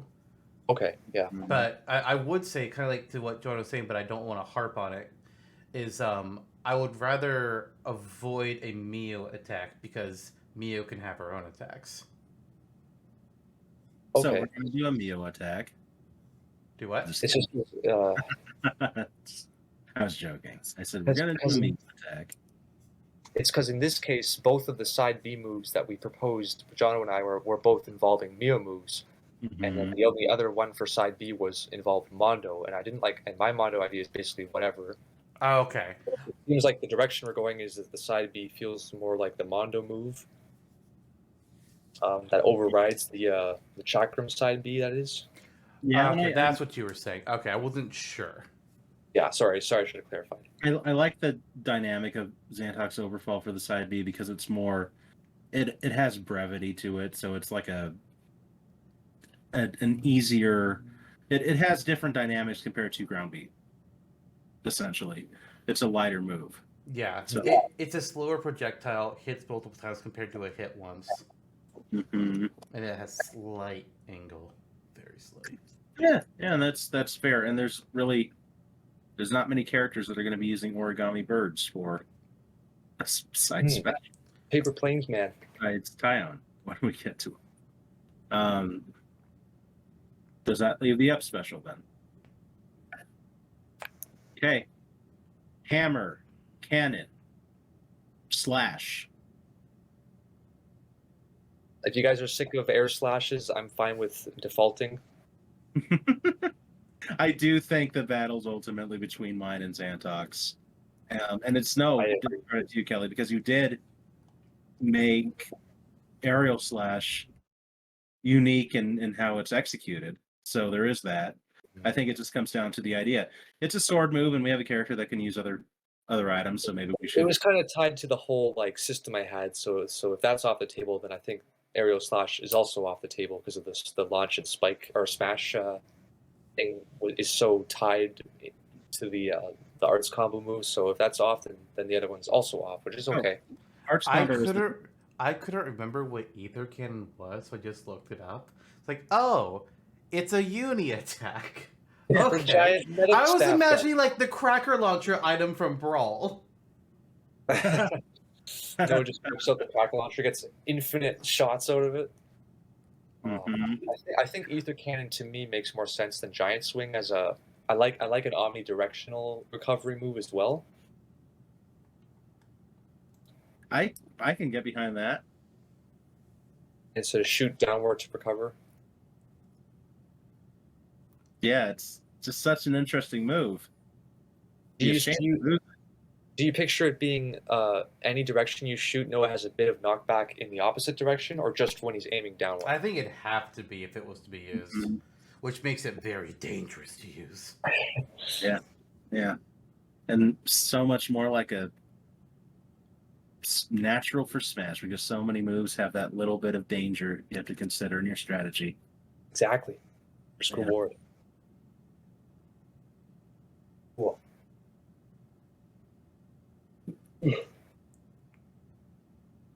What are we missing? Did we do down B already? Down B is arts combo.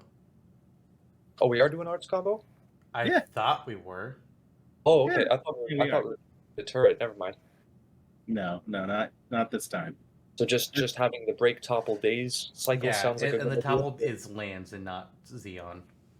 Right. Mhm. So lands is still incorporated there, not as the turret, but as the bull rush or the whatever it's called. Yeah, Bull Rush. Okay, that sounds good. What are your thoughts on the up special, listener? You're setting me up. And I know you are because of how you were saying things. Listen, Yeah. I've made thoughts very clear on some things. I'm sorry. Okay, I'm going to use Kelly's argument here. Because this is how I have to do this. Kelly, your argument was to have all 6 characters represented, right? As a like a personality test, like a way to kind of have, if his alts are all gonna, for instance, be his teammates, then his moves to kind of represent the main 6 was just an idea. So, that means we have Uni twice if we have Ether Cannon. And Makes Senna sense none. because she's the best. I see. The way around it, I guess, if you wanted to, like, I was gonna bring up the whole like giant swing as smash attacks or side smash, for instance, again, but if we want a dedicated Senna special move, I mean,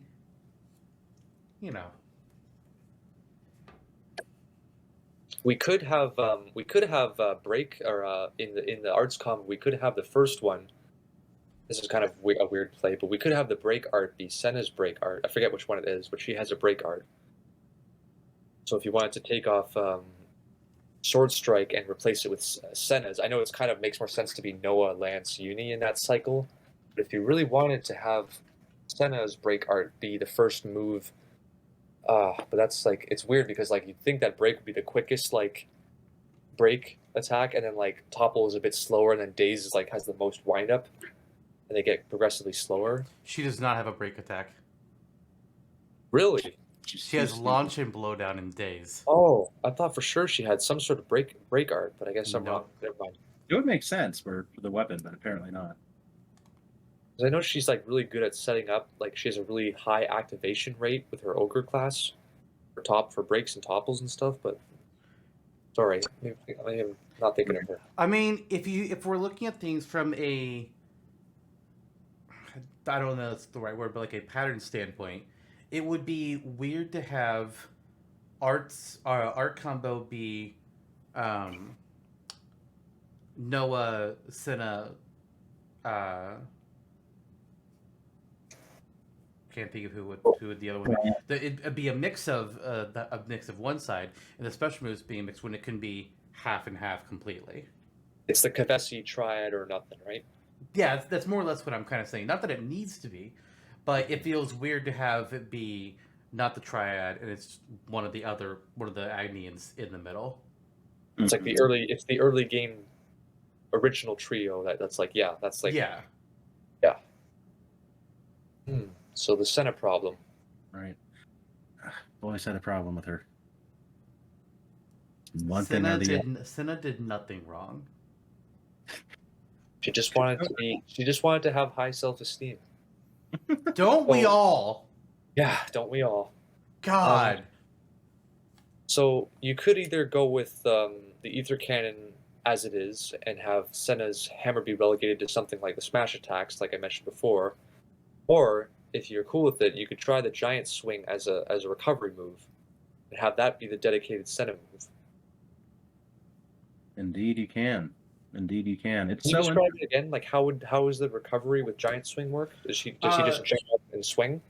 It's you can think of it as kind of like a slower version of like one of those like a dolphin slash or a air slash. So like he's going up slow as a slower jump, and instead of like swinging, sort of like doing like a clean swing of the sword, like with dolphin slash or a swipe for Shulk's air slash.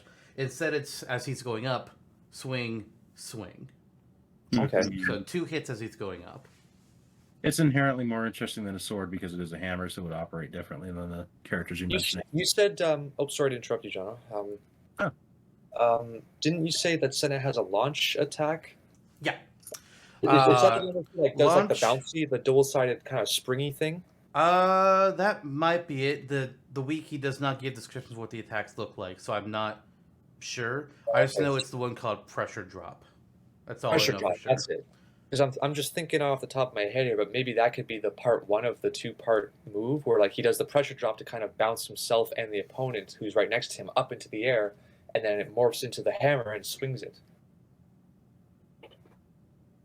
Yeah. Just as a way to kind of sell the whole like how do you bounce this heavy weapon character into the air? You use a pressure drop, for instance. Just an idea.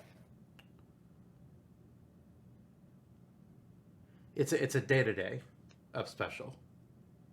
Essentially, it's a day-to-day? A day-to-day of special where you bounce up and then you fall down. Oh, you mean like DDD, sorry. Yeah. Day-to-day. It could be. I had pictured like, bounce and then swing and then just kind of fall down normally. Or it could be bounce and then bring the hammer down. Yeah, either one. Oh, okay. So a Bowser Jr. Except it says that's at the top and not when you... Yeah. Okay, sort of like okay. I can make Giant Swing be like Bowser Jr.'s. Incorporate a pressure drop somewhere in there to kind of sell the bounce. As part of the animation, yeah. It'd still be Giant Swing as the technical attack, but pressure drop essentially sets it up and launches them up into the air. Yeah. Would it have two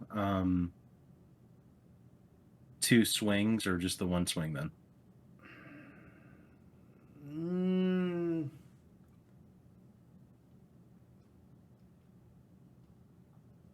I feel like if it's working as a jump and then a swing, it has to be just a solo. I feel. Mm-hmm. But in this case, it could be a swing that goes all around and not just in front. Also true. So there's a lot of ways to go about it. Whatever you think is most believable. It's your move, so yeah, you can really choose how you want to trim it. Yeah, that's true. I think that can work. Okay. Awesome. Seems like we kind of got the trip, we got the 1, 2, 3, we got the Mondo move, we got the Ether Cannon move, and we got the hammer move. So all 6 of them. Wait, Ether Cannon. Didn't we have Ether Cannon as the myopic screen in the arts combo? Wait, Ether Cannon and myopic screen are 2 different attacks. But myopic screen is an Ether Cannon. Meta Gunner, whatever. Okay. Yeah, sorry. I was like, wait a minute. I'm on a roll tonight. Wow. This is why you need visuals and graphics and stuff in your PowerPoint presentation. I can only do so much. Sorry. I can only prepare graphics ahead of time. Oh, and then they're just for the viewers and not for us. Right. The point being is that we've successfully managed to all six of them are incorporated. Yes. The main party with a cameo from Riku, to top it off, even, as a hero basically. So there you go. Riku is the only reason to be here. Riku just regular common variety Nopon. Yes. Unfortunately, we're not done. But let's speedrun this shit. So, unique traits. Can Noah wall cling, wall jump, extra jumps in the air? Can his bitch ass crawl along the stage? Can he glide? Nah. All of the above. I would say no to crawling. Ooh, interesting. No to crawling. Because he can fall down, but he can't really get up again. All right. I buy it. You've seen Chapter 5. He just kind of freezes in place. He doesn't know what to do. Pick it up. Wall jumping, I can go either way. I don't know if he's super athletic, or I don't know if he. I think there's a case for it based on like the cutscenes where he destroys the flame clocks and whatnot. But I'm also I didn't write down wall jumping. I think sometimes too many characters can wall jump. It's like, oh hey look, they're a human, they can wall jump. Like, no, that's not necessarily the case. But inconsistent for sure in the main game, yeah. Yeah. Imagine if everybody could wall jump, then would that be better or worse for the whole game? I don't know. I mean, it'd be consistent. I would say, some characters have tools that where they don't need wall jump. Like, can you imagine Jigglypuff wall jumping? Yeah, it becomes a case of like, would the character feasibly do it in their everyday life? Exactly. Noah, I see the argument for. I didn't write it down. Jonno? Yeah, let's do it. Jump? Yeah, it would differentiate him from Shulk, I guess. That's true. Mm-hmm. There's a lot of time flying in the air, that guy. Costumes. We don't gotta go into too much detail, but did anybody have any thoughts on all costumes? Obviously, I mean, you mentioned it already, Kelly, and I am in agreement. Colors would be based off of his teammates, and then some of the other hero characters in the game, whoever they are. Color contrast. Whoever creates the best unique looking color schemes. Personally, Kamarabi's white I think would look pretty good. But that's just me. I also considered, would half of them be in his sword fighter outfit and the other half be in his military uniform outfit? I don't know. That's just one thing to throw out there. Mm-hmm. Jonno, did you have a list that you wanted to share? Not in particular. I was just kind of mulling over the same thing that Zantok is. Like, do we want to divvy up? How do we want to divvy up the outfits? Right. Other ones, I'm like, oh, we have a Mio colored one, a Lance colored one, a Uni colored one. That obvious. Also delved into DLC colors a little bit. I'll shoot Zantok a list and he'll know what to do. That's true. I pretty much take the list people give me and then I cobble it together. Mm-hmm. If I can, I got a few things, or it's kind of a weird, like, mid-fork in the road, because you could either go with, his sword fighter default and just have them be different colors, which is precedence for with his second one I've got here is his DLC costume 2, which is his blue jacket. Mm-hmm. I'll just be focusing on the jackets here just for simplicity's sake. Or you could try to go with, like, the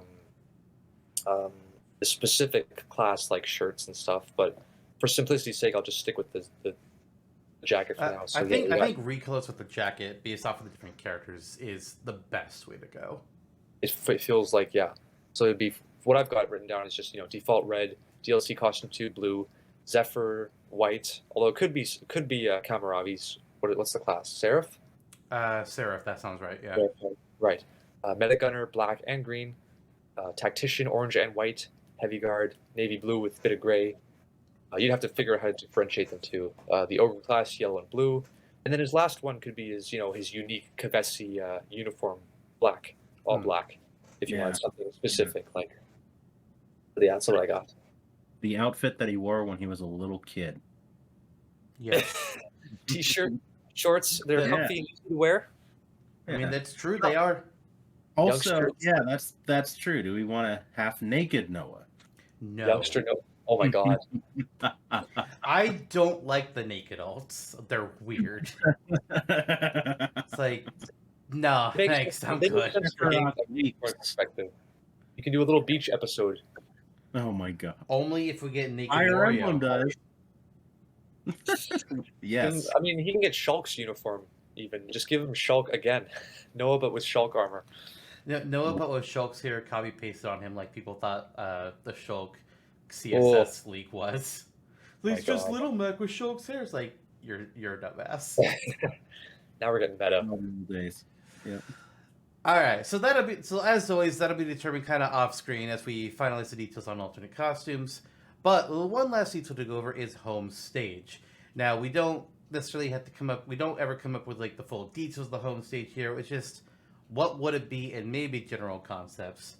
For me, there weren't many locations I thought that I had like a good solid idea of. I really only had one or two. Sword March, I think, is the best choice for a stage from Xenoblade 3. You could do Origin. You could do, I guess, either of the castles. There's also the whatever that battlefield is for the beginning of the game. That's also just having like extinction events going on in the background. Maybe like the leading parts of the like stage layout. That's a possible idea. Isn't that just Final Destination? I mean, you can add floating platforms. They do that all the goddamn time. That was actually mine. I said for honest battle. Like, oh, the beginning of the game. Yeah. It's like Midgard, the stage for Midgard doesn't take place in Midgard. Midgard's just the backdrop and it's a battlefield layout. Mm-mm. Yeah, this is where it gets tough because like you don't want to like, I mean, Xenoblade 1 already has Gaur Plain. I didn't want to do Milik Meadows again. Yeah. It could also be the theater. Oh yeah. Oh. Walk-offs. Oh, that's a curious idea. Think of that one. Huh. The theater could play. It can play all the most spoilery cutscenes in the game. Yeah. And would the theater have the background be the stage, like the screen, and then the screen keeps changing to different places in the game, and then that affects the platforms that you get to jump. Okay, hello. That's a good idea. My concept. I see where you're going with that. How to make that work? Do you guys care what I came up with? Go for it. Because I was like, do I want to do the city, a colony, origin? City. I just jotted this down literally last minute. I had a thought maybe like Erythia Sea, because with Xenoblade 2's stage where it's Gramps going this way, The Cloud Sea. I was thinking, what if it was a Corneria and Venom situation where instead you were fighting on the ship, the Boundary. So the Boundary's deck was like this, the bridge here, and it was like staying in place with like it was sailing through different parts of Cadencia, and every once in a while it would stop and it'd be like a bit of like a sandbar here and an island here, and then it would keep going. It would be like you get the perspective. It's like the Venom stage of the Great Fox kind of. It's the Venom perspective, yeah. Yeah, you're fighting on the ship with all the islands kind of. It's taking a big tour around the sea. And it's stopping at various locales to kind of give like maybe 6 or 7 different stops. Then it does it all again. But I just wrote that out randomly out of nowhere. Nice. What was the name of the boat again? I can't remember. The Boundary and then the Bravery, I think. Okay, maybe we can call it Boundary and Bravery because I like the idea. Erythia is. It's got a bunch of names. Like you call it Cadencia, you call it Erythia, you call it the Boundary. True. Yeah. True. I guess Erythia Sea for the location, but even that's inconsistent. Technically, Gaur Plain is only a small part of Bionis' leg. Also true. Also true. Yeah. I like that idea. I also. The theater idea is also good though. Mm-hmm. Just hard to kind of snapshot Xenoblade 3 in a single stage. It's the really tricky part. It is. That's why I was kind of like leaning Sword March on mine, because it's like, of all the locations in the game, like, because it kind of feels weird in some respect, because like there's some locations like, okay, this is just this place from Xenoblade 1 but different, or this place from Xenoblade 2 but different. Like Rex makes a crack about one location they visit in the DLC, where they're calling like, "Oh yeah, these are the Orion Mountains," and he's just like, "Mountains? What? That's not the Uriah I know." Mm-hmm. So that's why I was just like, what's something that is Xenoblade 3? That's my mind related to like Origin, Sword March. When you say Sword March, do you mean like the city, like the interior of the city? Not the interior city, but more like a platform that's like kind of floating around it, kind of Midgar-ish, but maybe could like fly around to like kind of give a tour of it essentially from the outside. Yeah, you can make a strong case for the city for sure. Yeah, that's arguably one of the most iconic spots in the whole game. Exactly. That's why my mind went there. You know, stop down by the founders, where the founders are, and fight in front of that place. Or can you do the speculation of who that statue is? It'd be weird how it looks kind of like Shulk. Hey, wait a minute. I'm sure it's nothing. Nicole. That actually Dime. No fighting in the maternity ward. That's the only place that's off limits. Yeah, for reasons. Watch the babies. We don't want to see that. Yeah, you could make a strong case for that too. I actually was kind of leaning towards the city as an option too. So are we saying Sword March? I think so. I'm easy either way, but I kind of like it. Yeah. Like I like the theater idea that you came up with. My mind is just going like, okay, that'd be a small room. How would you do platform arrangements and then also making them change? Maybe they appear on the screen, the flat screen, and then they visualize and they come out into the foreground for you to fight on, and like the screen's back a bit, so they kind of like changes channels, and then it comes out, and now here's the platforms, and then it comes back, blank screen, static, whatever. Now here's Milk Meadows, and you get to fight, and there's Rotbar in the background, la la la, like WarioWare kind of, where it's like the whole time Z is in the background watching the fight. How far will they smash this time? And he's not sharing his popcorn. This is why I want to see like a reveal trailer for like one of these like newer Nintendo games, like Fire Emblem Engage or Splatoon 3, or like there's so much they could do with all of these. Yeah. I will make the theater stage. How about that? Go with it? It's not that we have to select it for Noah. I'm just declaring it now. It's going to be Z's home stage. That'll be a time. Ooh. He's not even a character. He sits in there and does nothing the whole game, and he's like a concept. Man, remember? God damn it! Play Future Redeemed because I had a. Hey Kelly, remember how the trailer for Future Redeemed lied to us about Z? That's what I'll say. Oh, I remember. God damn it. Anyways, I think we're good. We've got things picked out. Anything else can be hashed out afterwards, which I do have something I want to discuss with Kelly outside of the concepts of the episode. But we'll get there. And then we'll eventually know it will be uploaded to the wiki. But that's it for this one. Yeah, got a little bit longer than, usual, but, guest episodes, Smashtopia, it just happens. Especially when you have complex decisions to make. So, Kelly, how would you feel about your first Smashtopia episode? Would you ever want to do this again, or is this just stupid?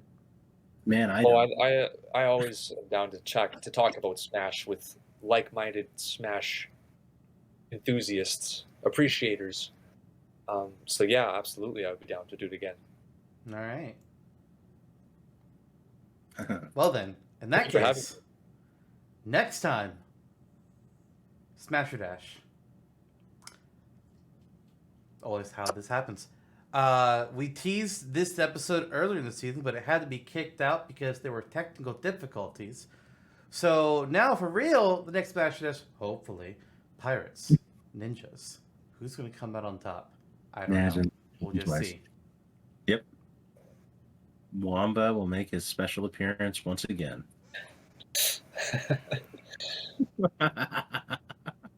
Wamba versus Juju 1v1 on Final Destination. Oh my gosh. The universe could not handle it. Charlotte's kid versus Charlotte's other kid.